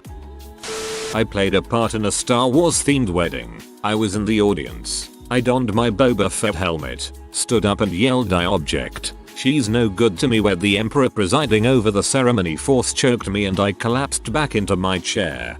Okay, that's pretty great. No one objects. The "if there's any reason" line means if there's any legal reason why. For example, they're related, and almost all the time, those things are sorted out weeks before the actual date of the wedding. Spoil sport. My mother, to garner attention, would do something like that. That's why we got married in another state. If she did object, I'd beat her to within an inch of her life. Then restraining order or not, I'd go all Joe Pesci and Casino on her butt again. Seems none of the gals I dated ever met my mom's standards. Until I didn't care and did what I wanted. First marriage. Got married at 32. Still married 25 years later. I told my co-worker that the material couldn't take the heat, and really a bolted on bracket would be both more secure as well as offer the ability in the future for disassembly. Long story short, he welded it, ended up putting holes in it, and it broke the first time we installed it. Exactly. What wedding moment made you think they are not going to last long? As a wedding photographer, I have been to more than my share of weddings. 1. It was a real shotgun wedding. Dad didn't realize it would not stand up in court. Only time the groom was more excited to have photos than the bride. 2. She wanted a limo. He thought a hearse would be better and kept doing lurch impressions from the Addams Family. 3. Her friends took turns motorboating her, females, and he said, "Get it out of your system, as after tonight you never get to do that again." It was a good sign also when she dove into the pool with her bridesmaids at the reception, in her wedding dress. 4. Don't know what happened. Sat down with bride and groom, filling out the contract, got the deposit. He stood up, said forget it, and walked out. 2 months later I get told the wedding is off. 3 months later she calls to rebook. Different groom. Day of the wedding I am at the church. Got the final payment the week before. No one shows. No one. Just me and the DJ. That last one had me burst out laughing. Sorry though, what a pain in the butt. I'm witnessing one from the sidelines now. My wife's brother just got married this past May. Bride's mother is a big DIY person and went a little nuts with extra flowers, table pieces, decorations, etc. Note I said extra. It was already decorated by the venue. She just took it upon herself to buy and add way more stuff. Anyway, a few weeks ago she sent my groom's mom, an email with receipts of all the extra stuff she bought, $7,000 worth, and asked that she pay half since it was technically set up in time for the rehearsal dinner for guests to enjoy. It's causing a huge rift between the newlyweds since the bride is taking her mom's side. Gosh, help, when unasked for, can be the absolute worst. She told me 2 days before that she found her fiancé annoying and that she didn't like him and that he was awful in bed. She was visibly, endlessly uncomfortable at the rehearsal wedding dinner combo. Then she sobbed the entire morning, day of. She ended up not getting any makeup done cause she wouldn't stop scream sobbing and refused to get dressed, stalling the wedding 35 minutes. She then said 45 minutes of vows that she had prepared, 9 pages of things like inappropriate vows to friends and family, his parents and sisters, none of them her husband, and then almost didn't say I do. Managed to get a yeah, okay, yeah I do out of her almost a full 60 seconds after she was supposed to say anything. I could go on for hours, but it was the most painful and awkward wedding I've ever been to. I've got my money on 10 months. We're 1 month in. My wife got invited to a client's daughter's wedding. The couple were both drama students. Many of the bridal party were drama students. The maid of honor's toast consisted of tearful declarations of unrequited love to the groom. Along the lines of, if it couldn't be me, I'm glad it's my best friend that's marrying you. The best man's speech was a lusty declaration of, if it doesn't work out, call me, babe, like the previous time you called me. Other toasts were similarly weird. A guy at the table I was seated at was a friend of the bride and said to me that he was this close to standing up during the speak now or forever hold your peace thing. I'm still not sure if the whole thing was a bunch of emotionally fricked up 20-year-olds or one big piece of performance art. I've got two. One of my good friends got married and I'd never met her before the wedding because she's just shy. On the wedding day, she was belligerently drunk before the ceremony even started and couldn't even get through the lines she was supposed to repeat. That is, I promise to love you. She ended up slapping the groom, spilling champagne on her dress, and then crying under a table while he tried to comfort her. They lasted about 4 months. Another one was my wife's friend. She's a very conservative, religious white girl who married a black man. Most of her racist family didn't approve of the marriage and didn't show up, but she planned the whole marriage around race. Like a vanilla cake for her and a chocolate cake for him. The wedding colors were black and white, and even the meals were white meat for her side and dark meat for his. It was extremely uncomfortable as a guest. They lasted 2 years but broke up because he was abusive and almost killed her, rather than the weird racial tension. He ended up at the emergency room between the ceremony and the reception. He went out the night before with his sister and friends and got plastered. They had to hold a cold pack to the back of his neck to keep him vertical during the wedding photos. Marriage lasted 30 days until they had a fight. She left the house and he filled the U-Haul truck with everything but her clothes. When they were doing the vows and the priest got to the for richer or poorer part and she said for richer or richer and maybe for poorer, the officiant was not pleased. I think they made it a year. I was maid of honor. Me, best man and a couple went into a separate little room to do the signing stuff. Bride excused herself to go the bathroom and the groom started making pretty mean remarks about her cooking. She's passionate about, to the officiary. She came back, heard they were talking about cooking family meals together and gave him the warmest smile. Thinking he had praised her, he scoffed awkwardly and changed the topic. That always stuck with me. He wasn't laughing with her but at her, behind her back. They lasted 7 months. This one is so heartbreaking. Hope your friend is doing better now. When the bride drank vodka out of a pint glass and spent a significant amount of time making out with another guy on the dance floor. The poor groom. This makes me sad. What a soul-crushing thing to observe at your own wedding. Yikes. Wedding videographer here. I think my favorite moment was when I was sitting at the miscellaneous table with all the randoms and the girl next to me, the groom's ex, drunkenly admitted to sleeping with the groom a few months prior. My uncle, when he broke his neck trying to break dance on his stag do, he went down the aisle in a wheelchair. She divorced shortly after. He can walk again now but because of his surgery he cannot turn his neck. One of my go-to stories because it's freaking insane. One dude who physically will never have his head turned by another woman. I was at a wedding when a phone went off during the ceremony. In the middle of exchanging vows. It was the groom's. He took the call. They are divorced now. One of my friends got married. Afterwards she looked at me, crying, and said, "What did I do?" They were separated by the time the plane landed from their honeymoon. He was a good guy. She was a mess. The betta fish and the flower centerpieces lasted longer than the marriage. When my sister married her first husband she mouthed to my father walking her down the aisle, "I can make this work, right?" They were divorced 6 months later. My whole family knew it wasn't a good idea since the original engagement a year prior.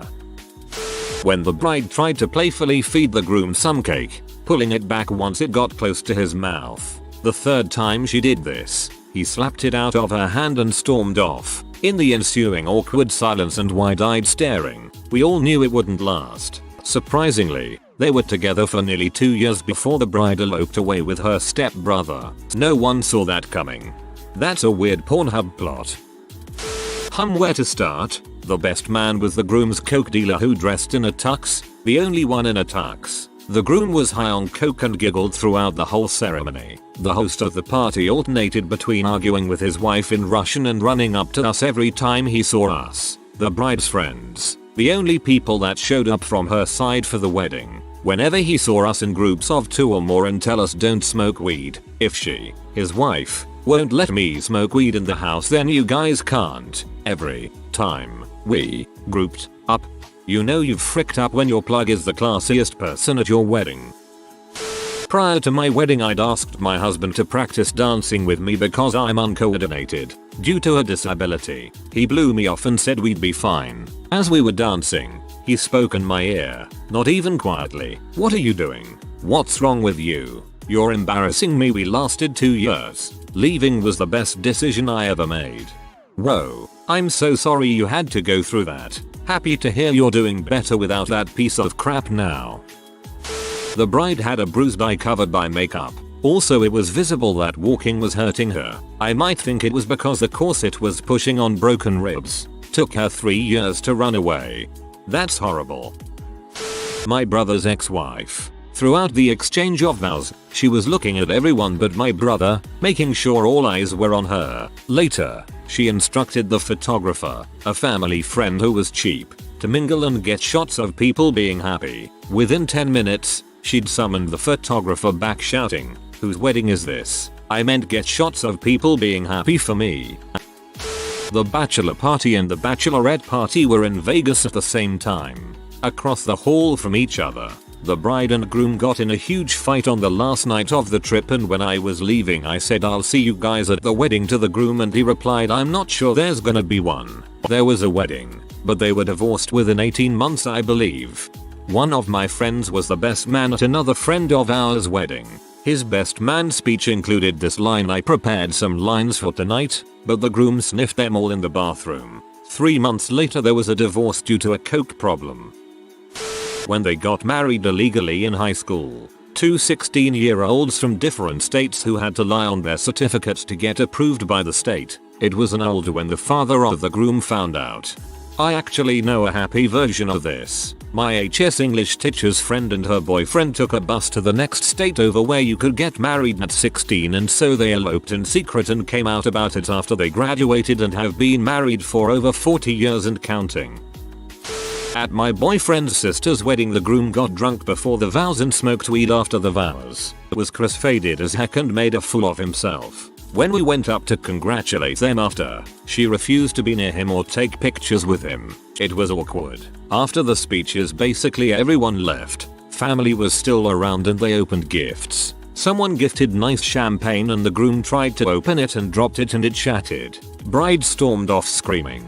Groom got upset and started cussing out the air. They still went to their honeymoon together in Florida and she got pregnant almost immediately. Maybe 7 months into her pregnancy she kicked him out because he slept with her roommate. They got divorced when their kid was 6 months old. But it's for the best. The dude is a pose and wasted a lot of their money by being selfish on their day. 2 friends of mine got married, and when they gave their vows, the guy started laughing at the part about being faithful. Oops. I once watched a live stream of the wrong Vegas wedding. The link I was given for a friend's wedding was incorrect, and during the exchange of vows, the groom got to the part about being faithful, and the bride visibly and audibly chuckled. It was hilarious to watch, but I bet they didn't last long. He got so fricked up at the reception he had a fist fight with her cousin in the toilets over coke. He told all the other cousins to frick off. He hit on my aunt. He told my cousin's child to come back to him when she was 15/16, and he forgot to bring his child to the hotel. The groom showed up drunk after golfing with buddies all day. The bride in her vows said for richer, left out the poorer. The groom showed up to his own reception wearing a t-shirt with restroom sign style stick figures depicting a bride and groom captioned "Game Over." When the groom went in for the kiss after their vows and the bride presented her cheek instead, they divorced less than a year later after it was discovered she had been cheating on him pretty much their entire relationship. I hope you're doing better, Isaac. The groom and best man had a dancing routine for getting into the church ceremony, and they got nearly halfway through it, and I guess the groom felt they hadn't received much applause and wows from us the attendees and decided to go back to the entrance and start all over. Sigh. Why is no one having a good time? I specifically requested it.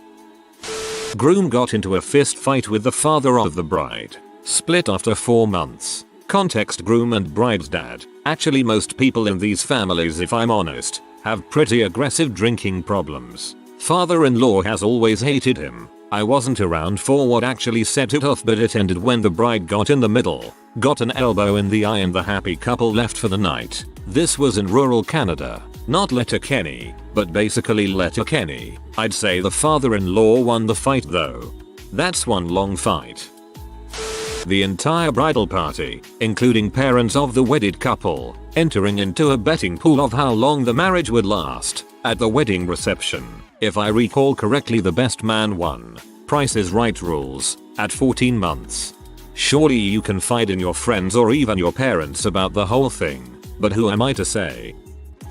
The bride and groom did the first dance, then spent the rest of their reception completely apart from each other, getting crap-faced with their own separate friend groups. The only other dancing all night was the bride dancing with her high school friends, the father-daughter dance and the mother-son dance, during which the groom was crying.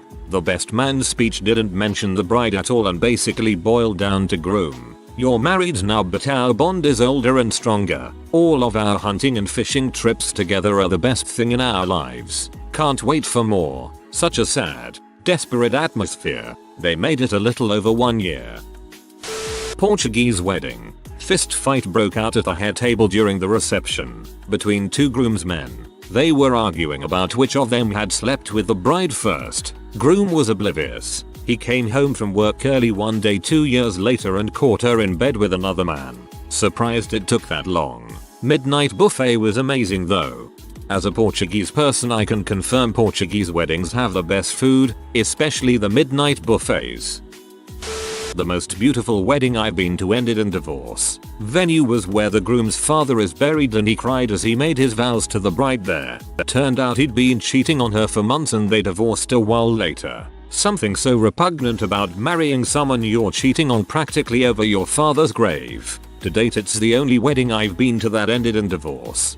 My friend got married to her boyfriend of 15 years. It was an urgent wedding because her mom was dying of terminal cancer. She was given a few months to live and died 2 weeks after the wedding. The wedding was beautiful, and also was a funeral. My friend found out later that her husband had been cheating on her. He is the one person I've known who I may struggle to ever forgive.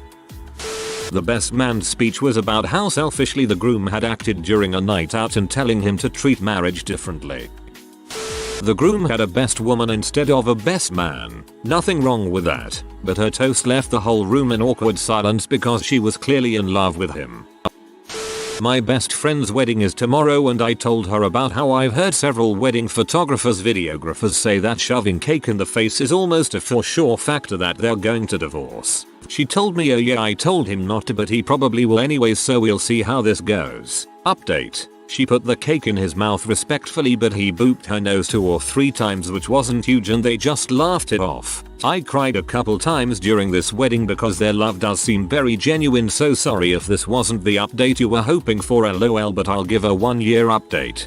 I've heard some version of that cake smashing story so many times I feel like there needs to be a sigh about it. Marriages survive affairs more often than they survive an unwanted cake smashing.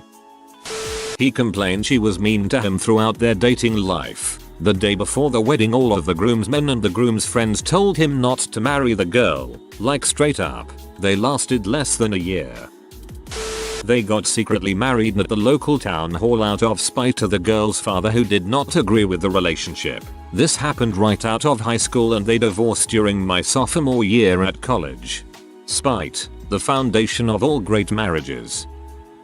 When he smashed the cake in her face and hair, then went off drinking with his buddies. In 12 weeks, she filed. Good thing I didn't buy an expensive gift. I freaking despise the cake in the face and hair thing. It's unnecessary and not funny. The bride has usually spent a lot of money to get her face and hair done. It's not cool. When the groom started off his speech by saying, "We all know I didn't want to get married, but we're here for bride and child we had together. 1 year. 3 months later they were finished." That is so sad. I'm a wedding photographer and I have a few of these. When a very young, not dating long couple say things like the partner is perfect and we never fight, when there's name calling. I particularly cringe that it's because we so get each other and are so comfortable that he can call me dumbass as a nickname. They didn't last the year. One where the wedding was all about the groom promoting his band. He even sang his bride a song that was literally just him showing off his vocal range with some classic piece. She stood up and joined him on stage halfway through and he looked annoyed that he had to share the limelight. They lasted about 2 years. He was sleeping with the other vocalist in the band. This was my sister's best friend and it was a bachelorette party moment. Bride had been having an affair. Everyone knew it. The groom's friends tried to tell him, but she convinced him they were making it up. I mean, at that point it was just sad. She actually had the balls to force fiancé to apologize to the guy she was sleeping with for the accusations. The night of the bachelorette party she actually took all her bridesmaids back to the other guy's house and spent the night with him. He came to their wedding. It was so awkward. Everyone knew and everyone was talking. The groom was told, but chose to overlook it. After the wedding she insisted the other guy come on vacations with her and her husband and included him in all their social functions. Now, if they're non-monogamous, whatever, go crazy. But her husband was an absolute wreck about it for years and she just kept gaslighting him. No one could convince him to leave her. She told my sister that a fair guy insisted he would never marry her and didn't want kids, so she was using fiancé to get them. They ended up divorcing 2 years later after their second child was born. She immediately moved in with a fair guy and they did end up getting married. How unbelievably cruel. Showed up to the wedding of a friend of my husband's who I knew casually. When we arrived at the church the groom was very drunk in the parking lot and getting drunker by the minute. I thought it was kinda nuts since it was a full Catholic ceremony which involved lots of kneeling and standing. I honestly have no idea how he made it thought that, but he did. At the reception, he proceeded to continue the drinking party while his new wife cried in the washroom. When it was time for the first dance he kind of stumbled around the dance floor despite a year of dance lessons. When it was time for him to take his new wife's garter off and throw it to the bachelors, he instead did a striptease type dance and got himself down to his underwear in front of many elderly family members. People were shocked and talking and all in all it was a crap show. I gave this marriage a year or 2 tops. They, however, are still married 25 plus years later. When it was time for him to take his new wife's garter off and throw it to the bachelors, he instead did a striptease type dance and got himself down to his underwear. I mean even getting blind drunk. The result here is so far away from the objective I just wonder what was going through his head, lol. I was kindly included in a last minute +1 to the wedding of a family friend who I'd never met before. At the rehearsal dinner, or the German equivalent, the Polterabend, the guests smashed ceramic and porcelain items on the ground. I was fresh in Germany, so this was all pretty out of context and frightening, but my boyfriend explained that it's a tradition, reminding the couple that life is sometimes difficult and you have to work together to clean it up. The bride kind of half-heartedly motioned to the groom to sweep it up. He did a little bit, then just moved on to talk to his friends, leaving most of the shards strewn around the yard. Additionally, I don't think I saw the couple talk to each other once over the next 3 days of celebrations. It was a gorgeous wedding, and I'm so grateful that I was invited. Really good way to begin living in a new country, but it wasn't surprising to hear that they divorced a few years later. Oof, how symbolic. I live for these threads. Anyway, I know a photographer who was offered to shoot a wedding on the Gold Coast, Australia. If you're from Australia then you know the Gold Coast, while beautiful, has a lot of Jersey Shore types living there. It's kind of like Miami but no celebrities and very trashy. My friend is getting shots of everybody getting dressed up at the same time because the groomsmen, bride and bridesmaids are all getting ready in the same room. The groom decided to have his bucks party, bachelor, stag do, the night before, so they're all hungover as crap and snorting line after line of coke. Something that is making my photographer friend's job hard because she can't get any nice shots of the groom or groomsmen without these illicit drugs in view. The energy in the room is getting uncomfortable, so the bride asks if they could take it easy on the coke and get a couple of nice photos. The groom yells shut up, see, and keeps snorting. The girl who got my friend the gig said they divorced like 4 months later. Another friend of mine was pressured into marrying his girlfriend of like 8 years because she dropped an ultimatum. Propose to me within a year or we're done. He does, so they get married, but of every wedding photo she posted on Facebook, neither one of them looked happy. They divorced barely a year into their marriage. I wonder how many marriages prevail after shut up. See. Just before the wedding started, my mother turned to me and said, "You are making the biggest mistake of your life. If we get in the car and leave now, I will never say another word." She was right. Successfully married people of Reddit, what were some red flags you have ignored but had no impact on your relationship? Collecting literally 1000s of elephants, cuddly toys, posters, ornaments, everything. Even in our house today they are everywhere. You can point in any direction in nearly every room and you'll find another one. It's the worst safari I've ever been on. Anyway, 12 years together, 5 married, 1 child, 1 dog and no real elephants. Great success. My mom has 100 plus ceramic clowns around her house. Most of them are by Ladra, a pretty famous sculptor. It is still creepy as frick. I'm not scared of clowns and none of them actually look creepy, but she has 100 clowns around the house. My dad must just ignore them. I met my wife when I was 22 and she was 21. She had never had a boyfriend and made it pretty clear she planned on marrying the first guy she got serious with. Not because she was desperate to get married, she just didn't plan on getting serious unless it was someone she could see marrying. In hindsight, that could scared me off, but I was too crazy about her to care.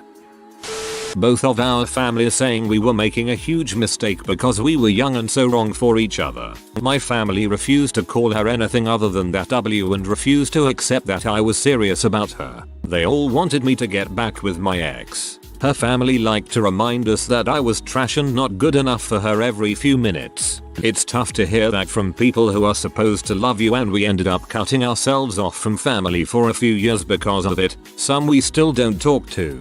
I know that this isn't like some of the other replies, but it is a huge red flag when literally everyone around you thinks you're making a bad decision and would rather ruin your relationship than see you happy. We just celebrated our 10th wedding anniversary and it still feels like we're playing house. My parents have been happily married more than 25 years and my mum's parents still hate my dad. It's just ridiculous at this point. Of course, they liked both of my aunt's husbands, one of which divorced her and one who blew the house up in a suicide attempt, so maybe them hating my father is actually a good sign. Been married 11 years. She saw LOTR and asked me if it was based on a true story. We watched Ray, movie of Ray Charles' life, and asked me if he lived long enough to see the movie. I'm still in love because she's golden and has made me a better man. I hope you answered yes to both questions. My future mill spending half an hour trying to convince me not to marry her son because he wasn't good enough for me, immediately following our engagement announcement. To her, in hindsight, she was really right about his housekeeping habits, but more than a decade in, while very annoying, it's hardly a deal breaker. Her son has been the best thing to happen to me and I certainly wouldn't be where I am today without him. My future MILF. I crapped my pants in her car on the 3rd date. She's thrown up in every car I've ever owned. Been together 18 years, married 13. I crapped my pants in her car on the 3rd date, and NBSP. This requires a story. He broke up with me 3 times during the 3 years before he proposed. Never for more than 48 hours, but still, we fixed some issues each time and haven't had even a glimmer of doubt since. She lies a lot. A huge red flag for sure, but once I also noticed that they're all pretty much defensive lies to excuse herself to protect her pride. If she's late because she actually procrastinated, she'll fit that she fell asleep or the dog was sick. If she forgot to walk the dog, she'll fit that she tried to walk him but he was too tired. If she didn't put the laundry away, she'll fit that her sister called and she got distracted by that. I especially noticed it when she involves me in the lie. Like if we don't feel like going out to the club with some friends, instead of just saying hey feeling drained from work gonna sit us out, she asks me to say the dog hurt his paw really badly so we have to take him to the vet. It really bothered me when we first started dating because I thought she was lazy and trying to trick me into doing all the chores. Once I learned why she's such a chronic liar, I got way more forgiving of it. Her mother is such a nitpicking, character judging witch of a woman, and she's grown up her whole life having to deflect blame instead of accepting a fault and moving on. Because instead of accepting an apology, her family will hound her for making the mistake, and anyone else in the family gets similar treatment. If the mistake is someone else's fault, then she doesn't get hounded, so she started instinctively doing that. She's terrified I'll hate her like her family doesn't think she's useless and lazy, so she tries to deflect blame. So now we're working on it. When I come home and the dishes aren't done because I had a really bad headache and took some Advil and accidentally fell asleep when I know she just got distracted by Facebook because she hates washing dishes, I'll just nod and ask her to dry while I wash. If I'm really tired, then I'll ask her to just do half and I'll finish up. And we don't make up excuses to our friends anymore. 7 years through thick and thin and going strong. Whoa. You have an incredible amount of wisdom to be able to understand her and patience for being able to deal with it. He lied to me about graduating college. Come to find out he was trying to finish school. 24 years old. I told a friend and she said, OMG, he will always be a liar. He probably cheats too. Dump him. Turns out he was just embarrassed to tell me the truth. I kept my distance for a while. But after seeing him bust his hump to finish school while working full time, I knew it was a one-time mistake. Married almost 8 years and 3 kids later, he works just as hard as ever and is very honest and trustworthy. That friend, however, is still single. That friend is probably a fellow Redditor, screaming dump him her after one mistake. He did very poorly in college, isn't good at budgeting money, was a heavy smoker, had some trouble with addiction to prescription medication, and went through a 2-year period of depression 3 years into our relationship. Could have cut and run because things were looking pretty dang bad. Instead I stayed and helped him all I could. Now we have been together almost 11 years. Got married 8 months ago. He has beaten his depression and addiction. Has an awesome career that lets him work from home. Couldn't be happier that I stayed with the adorable, sweet, smart, deadbeat. Our relationship is my proudest accomplishment. It's sticking with each other and supporting each other through hard times like that forges the strongest relationships in my opinion.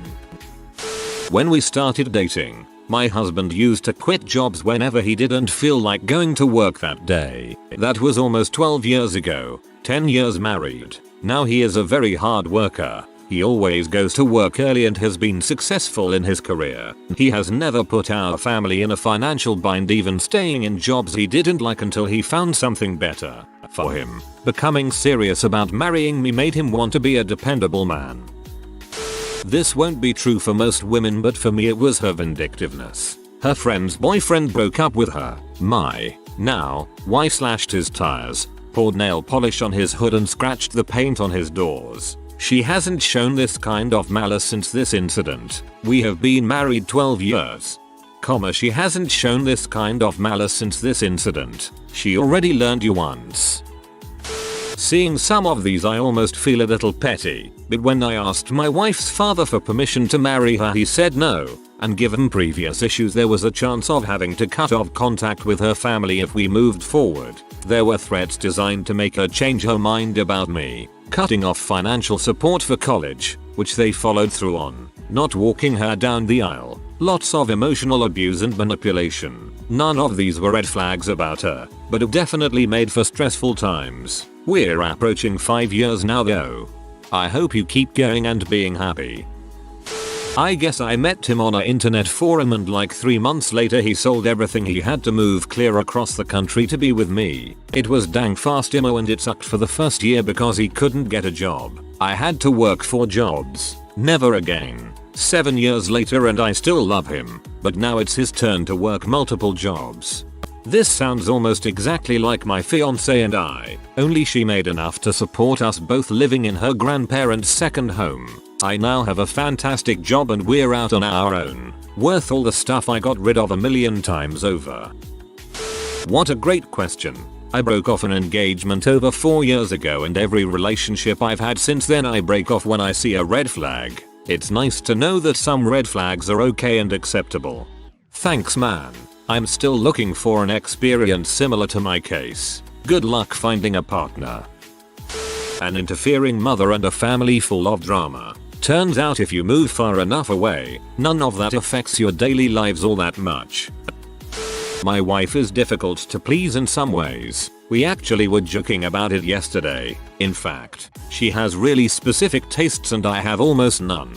This is a tiny example, but I remember a day that we went to Wendy's and each got a baked potato with bacon and cheese, and the place just gave us just butter. We had already driven home, and I thought, welp, guess I'm eating a plain baked potato, like. I can't imagine having any other thought. Who would get back in the car and take a total round trip of 25 minutes just to please their taste buds? My wife. That's who. I guess it's not that she has specific tastes, but determined tastes. She wants what she wants and is going to get it. Obviously this applies to much larger things than just food, but you get the idea. Anyway, once we agreed that I wasn't the one responsible for meeting all of those needs we had a lot more peace. LOL. She's learned to deal with less and I've learned to be a bit more giving. It's nice.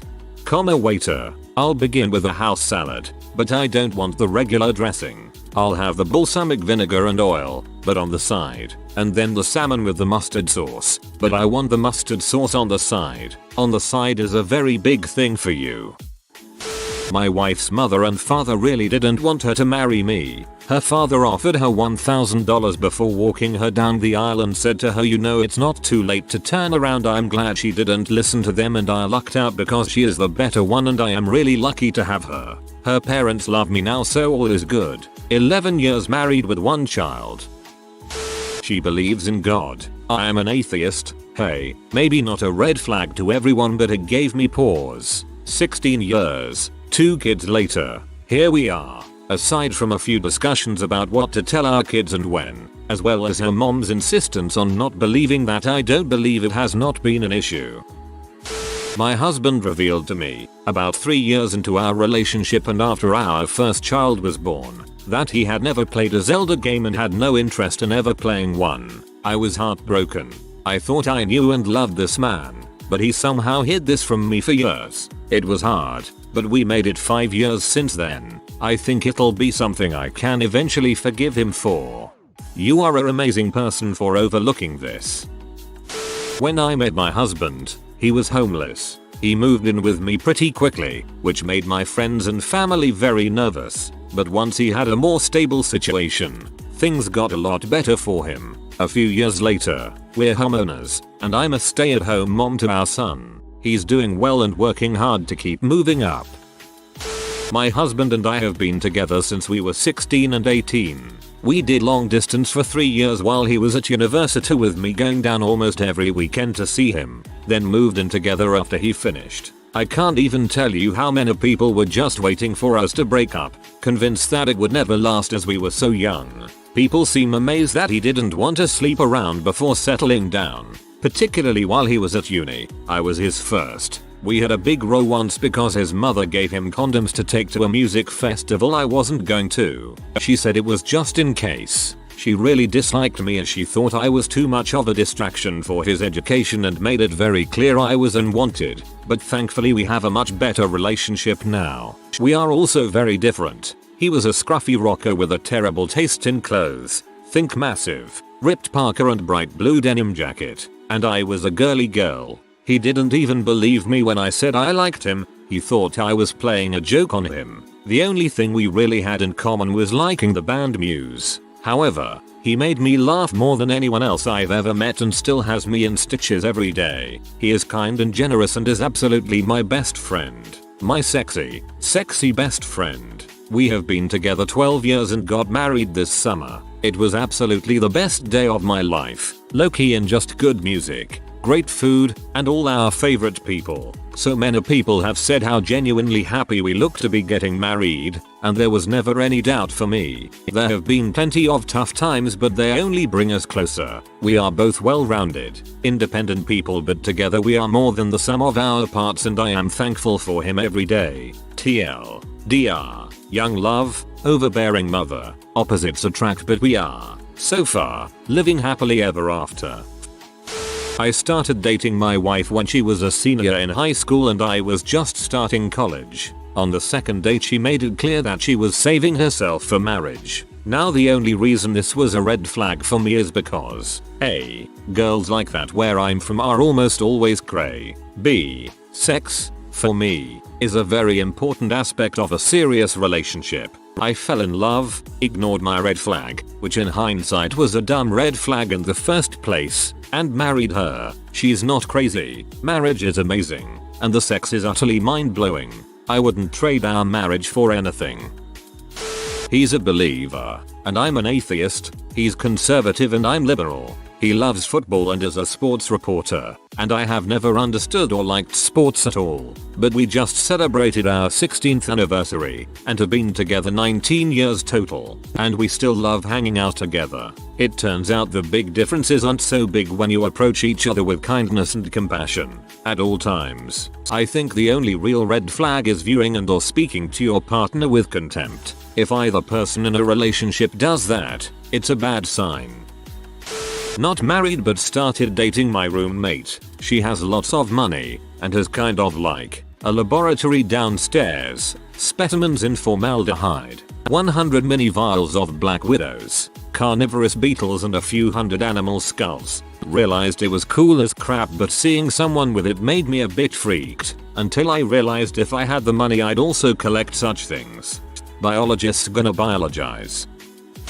My wife suffers from dissociative identity disorder. Early on in our dating relationship she suffered a mental breakdown and spent a month in the hospital. It was a surprise for all of us, and her family explained to me they would understand if I wanted to move on. A couple years later we were at the altar and have been happily married since. I feel like the key was having a realistic view on her condition, as well being able to make sure that she received proper treatment and medication. Now and then it flares up, but we've learned not to be frustrated and instead just accept it. Truthfully, it has impacted our relationship, just not in a way that is damaging as I once feared it may be. I've learned to love my wife as well as her alters, and she has shown a deep amount of respect in return. She's come a long way and we're basically just a normal young married couple now. As someone with a mental illness, not bad enough to land me in the hospital but bad, this is really encouraging. Thank you.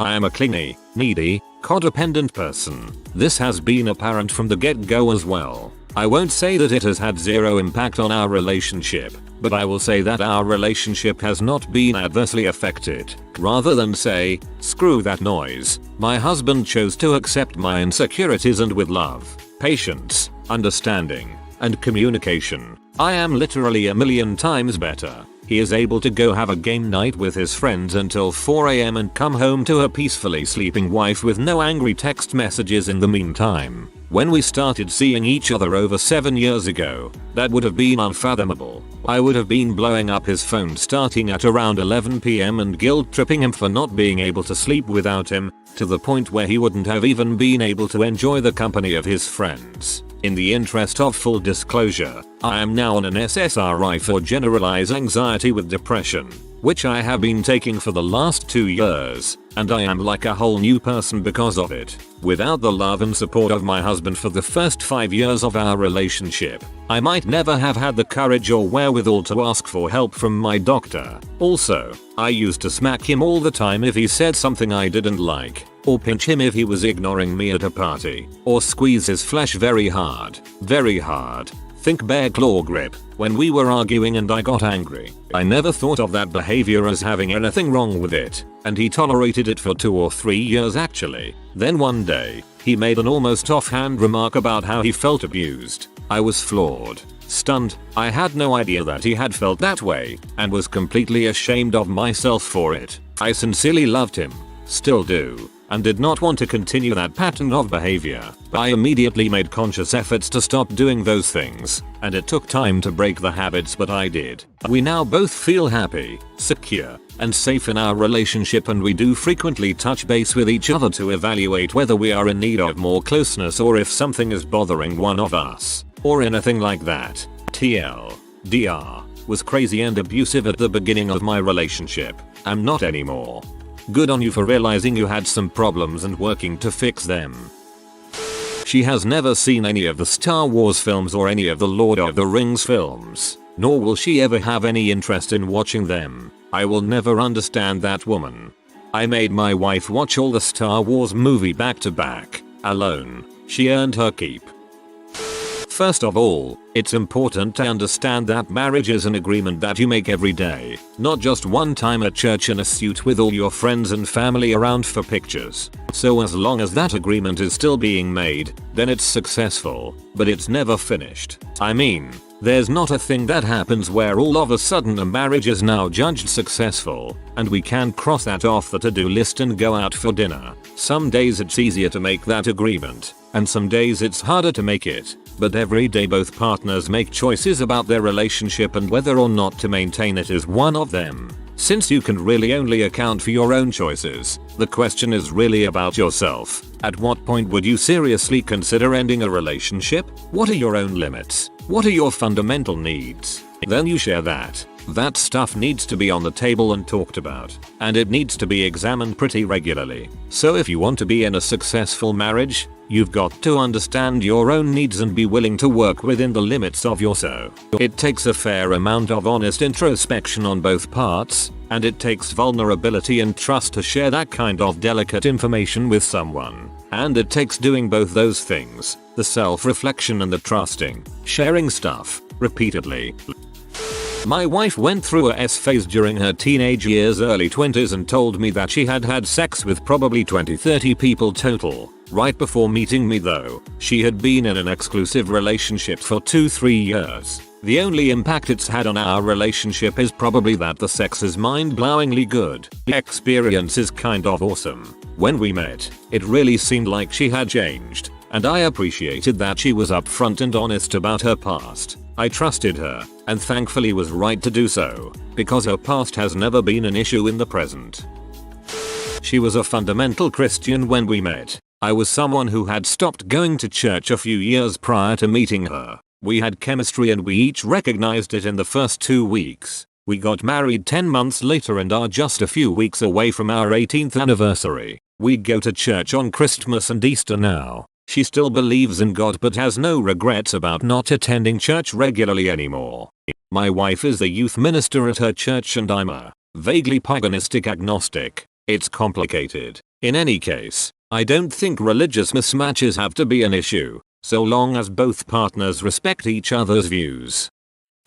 No answer here. Just wanted to comment on how well this thread is going so far. Answers seem genuine and are quite uplifting, and even the replies are, dare I say it, mature. I wonder when that's going to derail.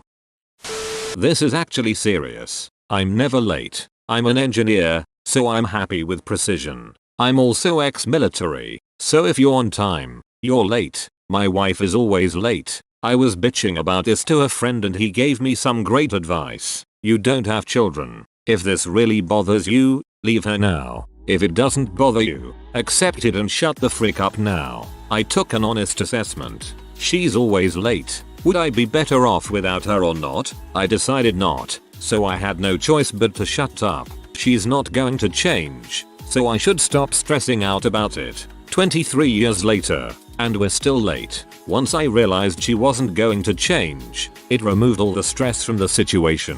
I decided to accept the situation. I'm happy with the results. It's also my decision to accept being late. I really removed the stress I felt. We got married age 22, which is too early. She still sleeps with a stuffed puppy dog in her bed. She cheated on her high school boyfriend. 10 years married now, with 2 kids. I still don't like that puppy dog, but we are quite happy overall. You're rude. Imagine the puppy dog's feelings. Some random guy sleeps with his owner after they've been together for a lifetime. This sounds shallow, because it is, but I can't stand the way my wife chews. I can't really describe why, it just bothers me. Have an upvote. Solved this problem by always having dinner music. Not fighting enough. Actually, if you communicate in healthy ways and are willing to sacrifice for each other, it eliminates much of the need for big blow-ups. More than one baby mom. Some stupid teenagers grow up to be really great parents who work hard and take good care of their families. He's one of them. As a man that recently got into a relationship that moved very fast, this topic is really comforting. Kudos to everybody sharing their stories. I would suggest that all red flags impact marriages to some degree, but a strong marriage can move past them and be fruitful. My personal experience, going on 20 years now married, is we were of different spiritual beliefs, but you respect the right of the person to believe what they want to believe and try not to dwell on that one point of difference. She was talking marriage on the second date. I laughed at her and called her crazy at the time, but I guess she had the last laugh.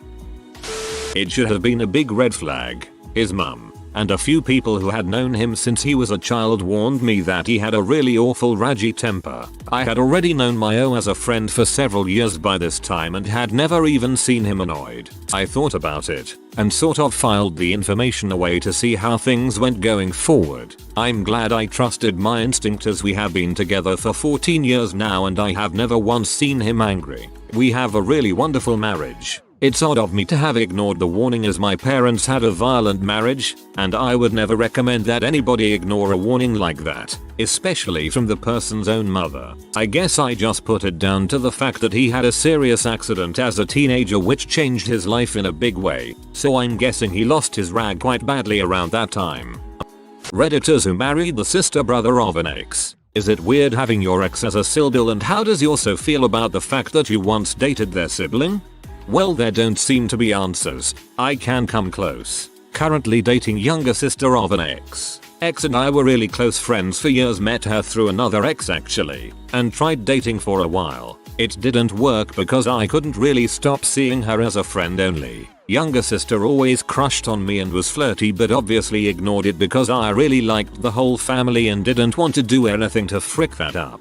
Broke up with ex. About a month later the sister is up at college like 1.5 hours from me. We've been texting and she says she wants me to visit. One thing led to another and 6 months later here we are. Ex doesn't really talk to me when I'm around the house on breaks or whatever, but the family still really likes me, so that's a win. Maybe I'll update this post in a few years. That must be uncomfortable as frick for the father. Did this little craphead just really bang both of my daughters? On a tangentially related note, I think it is Ron Wood, of Rolling Stones fame, who is married to the daughter of the woman who is married to Ron Wood's son. Correction, it was not Ron Wood, it was Bill Wyman. I'm not proud of how many times I had to read that sentence to make sense of it. My ex-son's father is currently dating his brother's ex-girlfriend. It was a really fricked up situation. The brother killed himself 7 months ago, so I am pretty sure he was not okay with their relationship. Thank you for the parentheses. I would have assumed you had an ex-son otherwise. After my grandmother died, 15 years before I was born, my grandfather got remarried for a few years before he divorced her to marry her sister. As a child I just knew the second wife as Auntie Beryl. I didn't know the whole sorry story until one day my cousin asked, "Did you know Granddad used to be married to Auntie Beryl?" Called him a liar and ran inside to dob on him to the adults inside, which included Granddad, Auntie Beryl and Grandma, third wife, and was met with an awkward response. By then everyone was pals, but apparently the first few years after marriage number 3 wasn't so chummy and involved some stalking and death threats. I fooled around with my boyfriend's cousin when I was 16, 4 years before I met my now boyfriend. It was very odd upon meeting his family for the first time. Still have not verified with his cousin whether he remembers that I sucked his dong at that party. As someone who ended up sleeping with both the guy and his sister, I'm eagerly waiting for the other side's response to this. There were 2 sisters who, during their teen years, both adored a nice young man named Bill. They didn't like each other too much to begin with, but this drove them even further apart. Then, he married one and had kids with her. The other sister married someone else, moved abroad, also had kids. Some while later, the other sister and Bill had an affair, and Bill and his wife ended up divorcing. He married the other sister, rendering the first cousins now step-siblings. The two sisters continue to hate each other all the more, and Bill's kids with his first wife call their biological aunt mom. Everyone seems to be happy jolly, but I've only seen from the perspective of the kids and the other sister. I'm sure had I known the entire view, it would be different. There were two sisters who, during their teen years, both adored a nice young man named Bill. I thought you were telling a fantasy or fairy tale and then you weren't. This all happened before I was born, and I didn't find out until I was in my 30s. Try to follow along. I had an aunt Jennifer, who was married to Bob. Bob was a bit of a hound and apparently cheated on her quite a bit. Still, Bob and Jennifer decide to have a baby, and Michael was born. Bob ends up having an affair with Jennifer's sister, Anna. Jennifer finds out about Bob and Anna, and gets the frick out, and takes Michael with her. Soon after, Jennifer starts dating my Uncle Rich. Rich and Bob know each other pretty well. They're not good friends or anything, but they seem to run in the same circle. Things start going well for Rich and Jennifer, so within 2 years, they decide to move in together and get married. In the meantime, Bob and Anna are going pretty strong, so they shack up and get married around the same time. Anna and Jennifer patch things up, and Jennifer forgives her. Over the years, things totally normalize, and they operate completely normally, at least on the surface, as Michael's dad doubles as his uncle, and his stepmom as his aunt. It was a very bizarre family dynamic, but it worked. TLDR. Aunt got cheated on by her sister, left her husband, married my uncle, patched things up, and lived normally. That's crazy haha.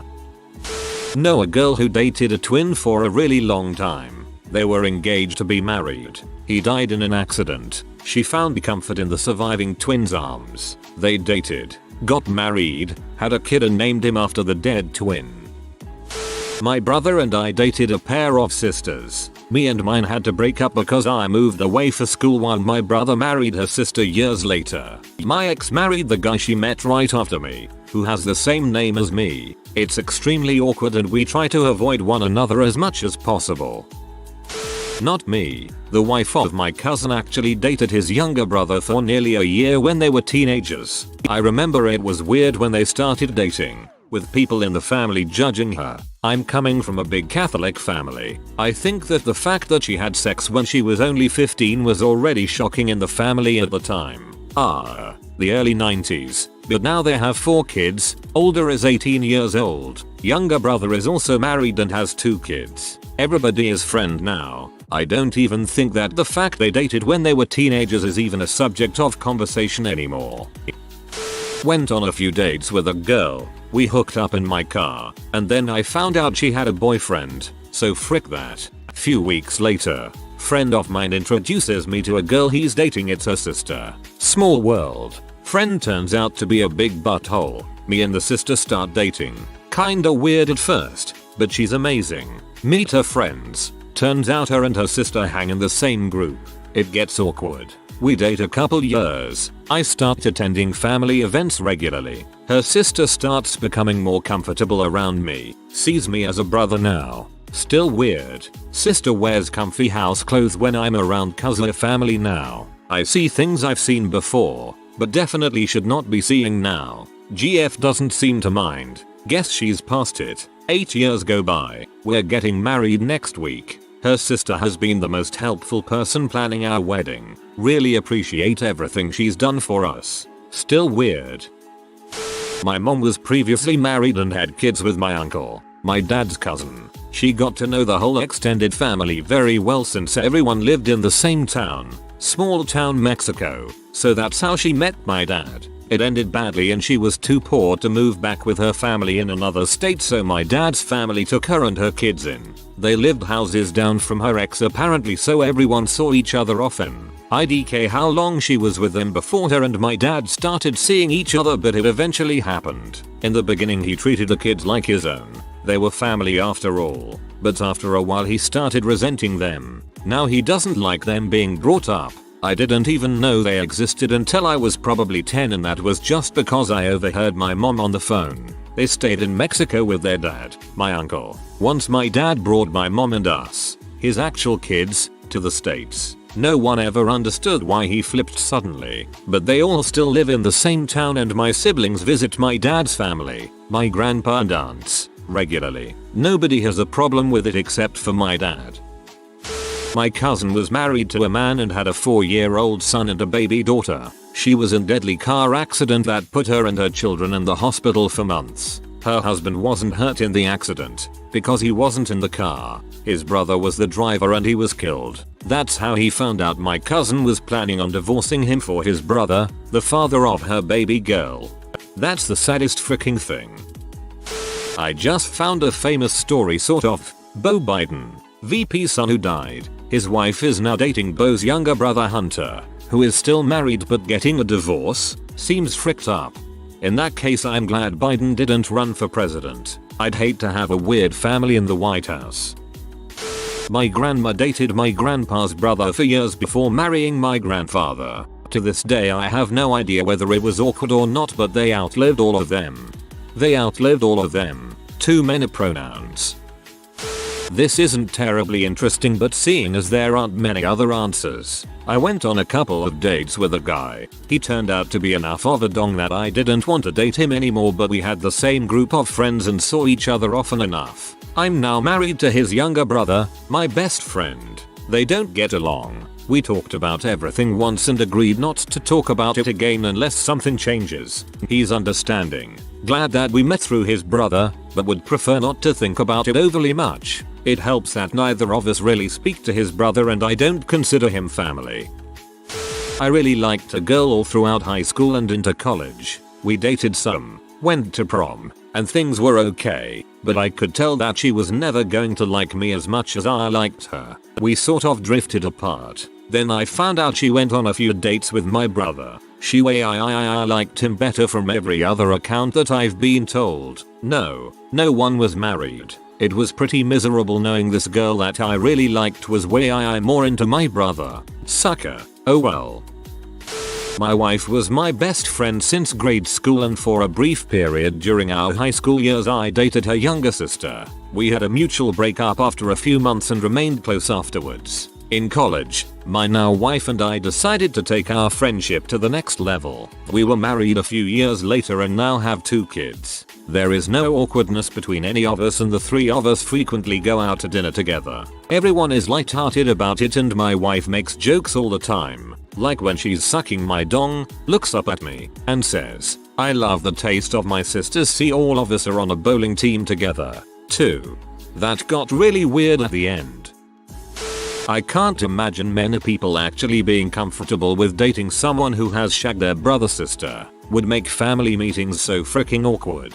Sometimes breakups are just seen as the end of a relationship without malice or drama. As Dan Savage points out, in the smaller gay and lesbian communities, friends dating exes is a lot more common because there just aren't enough people in their dating pool for someone to declare okay, hands off, so it is just accepted.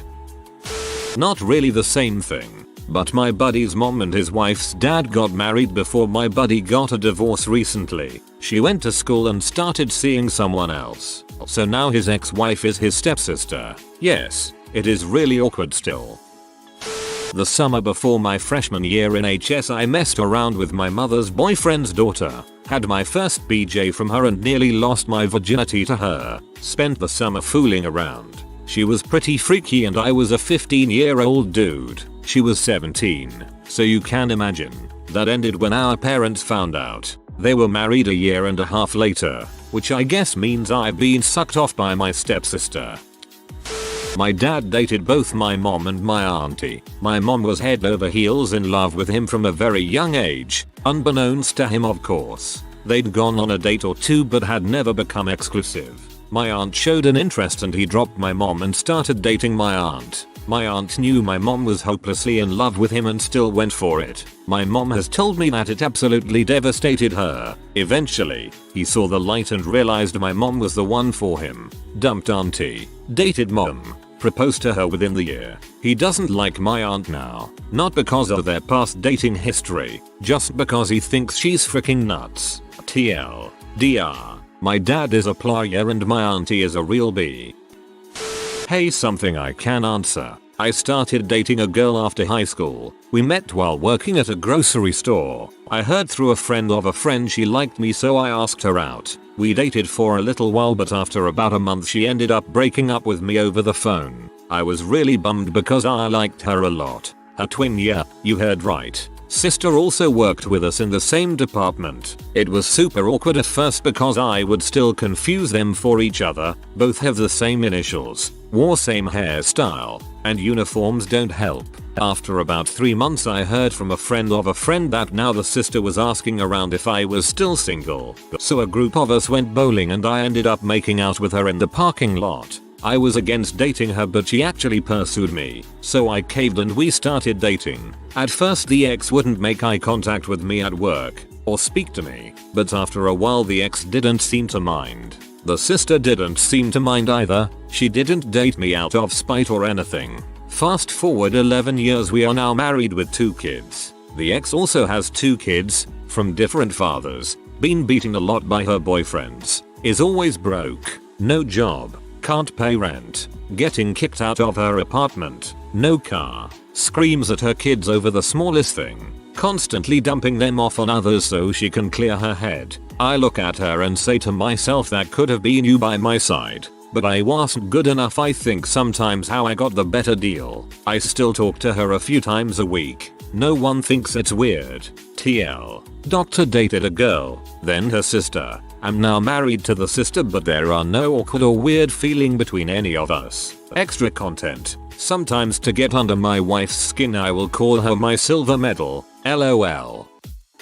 I'm the ex. I don't know how they feel because we haven't spoken since they called to tell me they were dating my ex. They've since married and had a kid. I've tried to reach out and let them know I'm not upset about it, but I get no response. It caused a split in the family.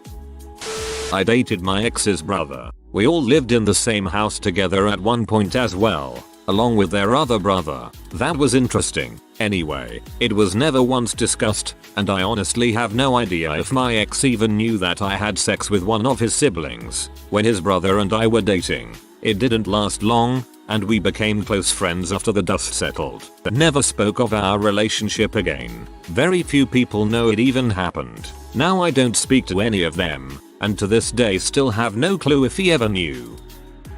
I once dated a guy who turned out to be the brother of a guy who cheated on his fiancée with me. There's nothing quite like walking in on a phone conversation between 2 brothers discussing what I'm like in bed. Apparently I give good head, so there's that.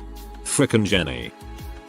Whenever people ask how me and my fiancé met, we lie and say the internet, because the actual answer could be the plot of a Jerry Springer show.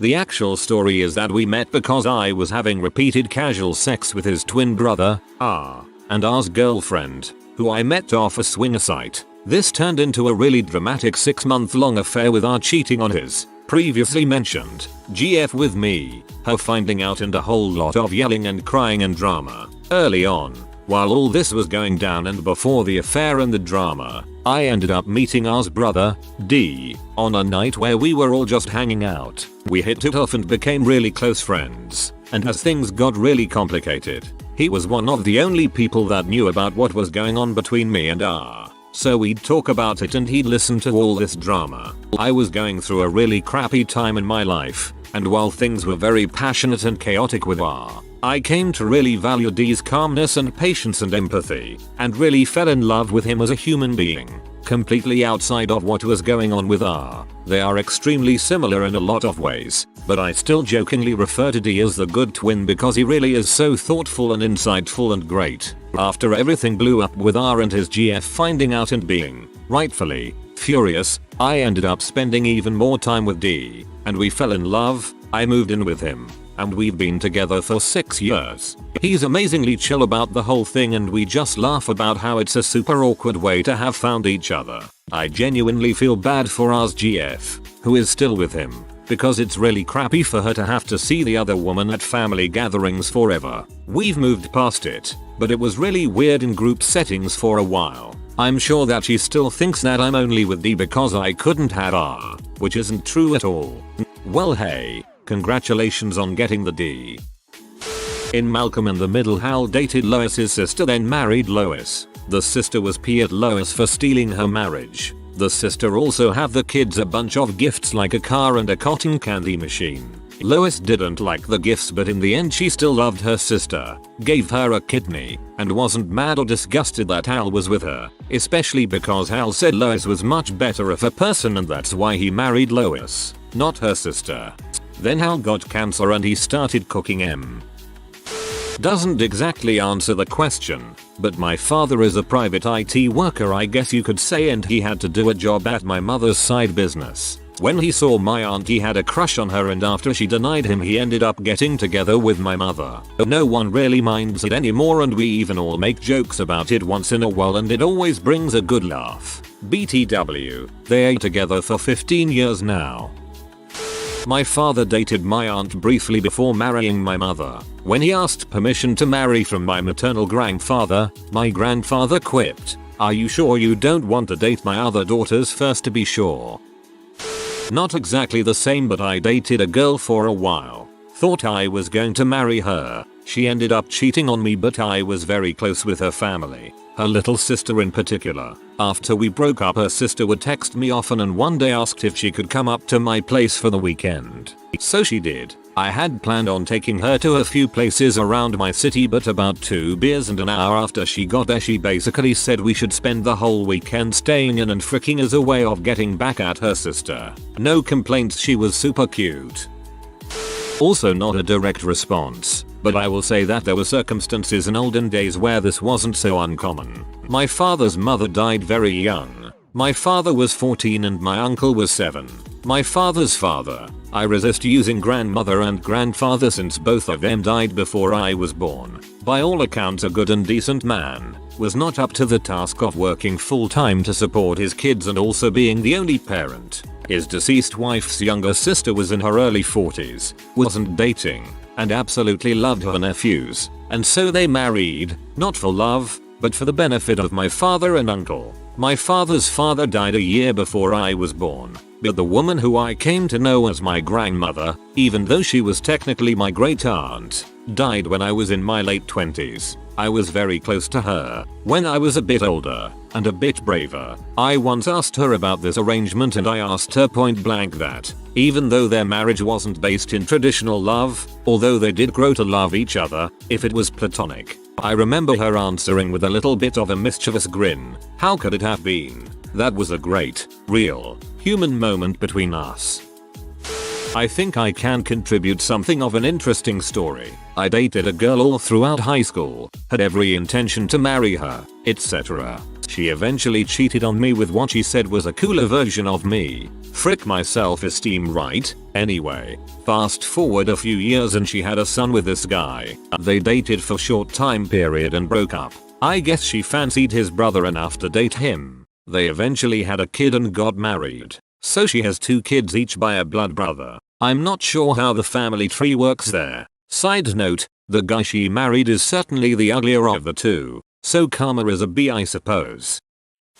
My sister has been dating the brother of her ex for over a year and it has been her most stable relationship thus far. They are living in an apartment that's next door to the brother's apartment. They seem to deal with it alright, and while there was a period of discomfort, awkwardness and conflicts, they are all friends now and hang out regularly. Usually with more than just the 3 of them because I imagine that would still be a bit uncomfortable, being the third wheel and the ex at the same time.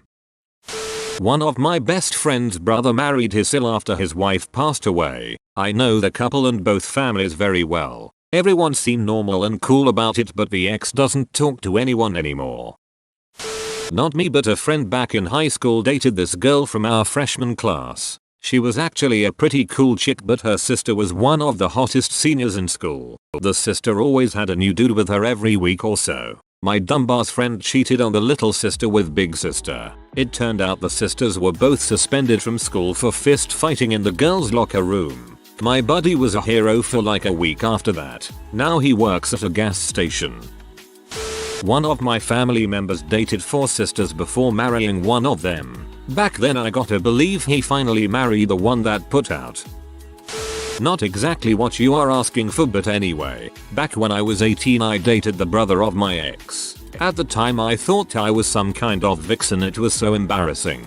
It was messy because the mother hated me, quite rightly, and the rest of the family thought I was a total hoe. It lasted a few years until he cheated on me, and that's how it ended. Funnily enough, that's how his brother ended things too. I never admitted it to my own family as deep down I was really ashamed of myself.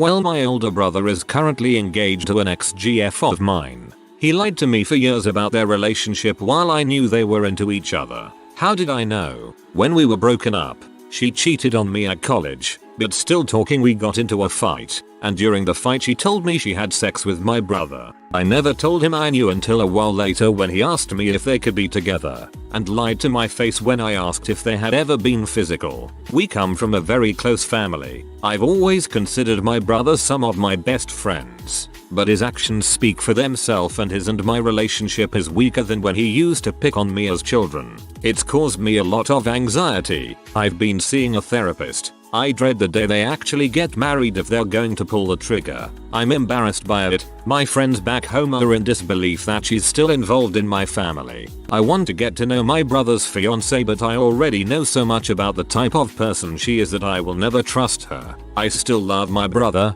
but I haven't looked up to him for a long time. It's sad. He gave me a half-assed apology once, mostly because my dad forced him to. Maybe I'm just a dong, but I refuse to celebrate their relationship because it isn't some fairy tale love story. My brother's approaching 30 and I'm sure as his friends get married he's feeling pressure. It's all crappy, but I've got a life and career ahead of me that I know I won't do anything like that to one of my friends, and especially not my brother. Also came close but not quite since we never actually dated. In college I had a close friend who apparently had a long-term crush on me. We briefly hooked up for a little bit junior year, but I wasn't into it. We stayed friends, and after I graduated college I started dating his younger brother, who is now my husband. Sorry if it's a letdown, but it didn't cause any drama or even any short-term falling out. My husband had a serious conversation with him about it to make sure he felt okay about it. And when we first started dating we also had a serious conversation where he was like, so I know we're friends and all, but if you break up with my brother, I'm just letting you know that I'm on his team. But anyway, he actually ended up officiating our wedding, so I'd say it's all good.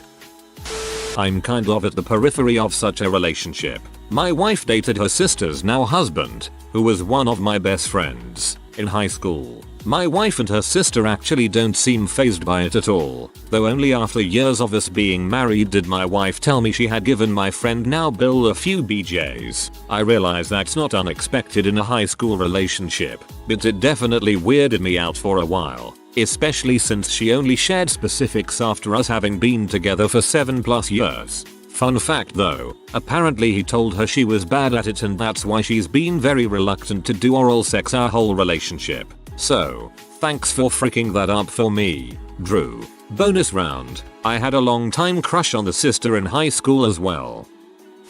This is exactly how my mother met my father. Dad was dating my mother's older sister, who was a reddish blonde version of my mother. It's funny how they are exactly the same personality and physical build, but one is quite more Irish looking. They dated for a few months, but things didn't work out because my aunt already had 2 kids and didn't want any more. So dad was moving on, but my grandparents adored him. So they purposefully set up a day where my dad went to drop off something at their house. My mother walked out to get something out of the car or was going somewhere, and they bumped into each other for the first time. 2 years later, I popped into the world. 22 years old now. Still not awkward between them at all. Aunt moved on to another great guy who she dated for 20 years. Yes, 20 years. They lived together and everything. But one day it was just, why don't we get married? Every time we get together around the holidays, one of the old stories pops up and it is funny to hear it from everyone's perspective. My grandfather passed when I was 4, but it is adorably funny to hear it from my grandmother's perspective. If you are new to the channel, you can subscribe. I publish new videos every day. Until then, check another video.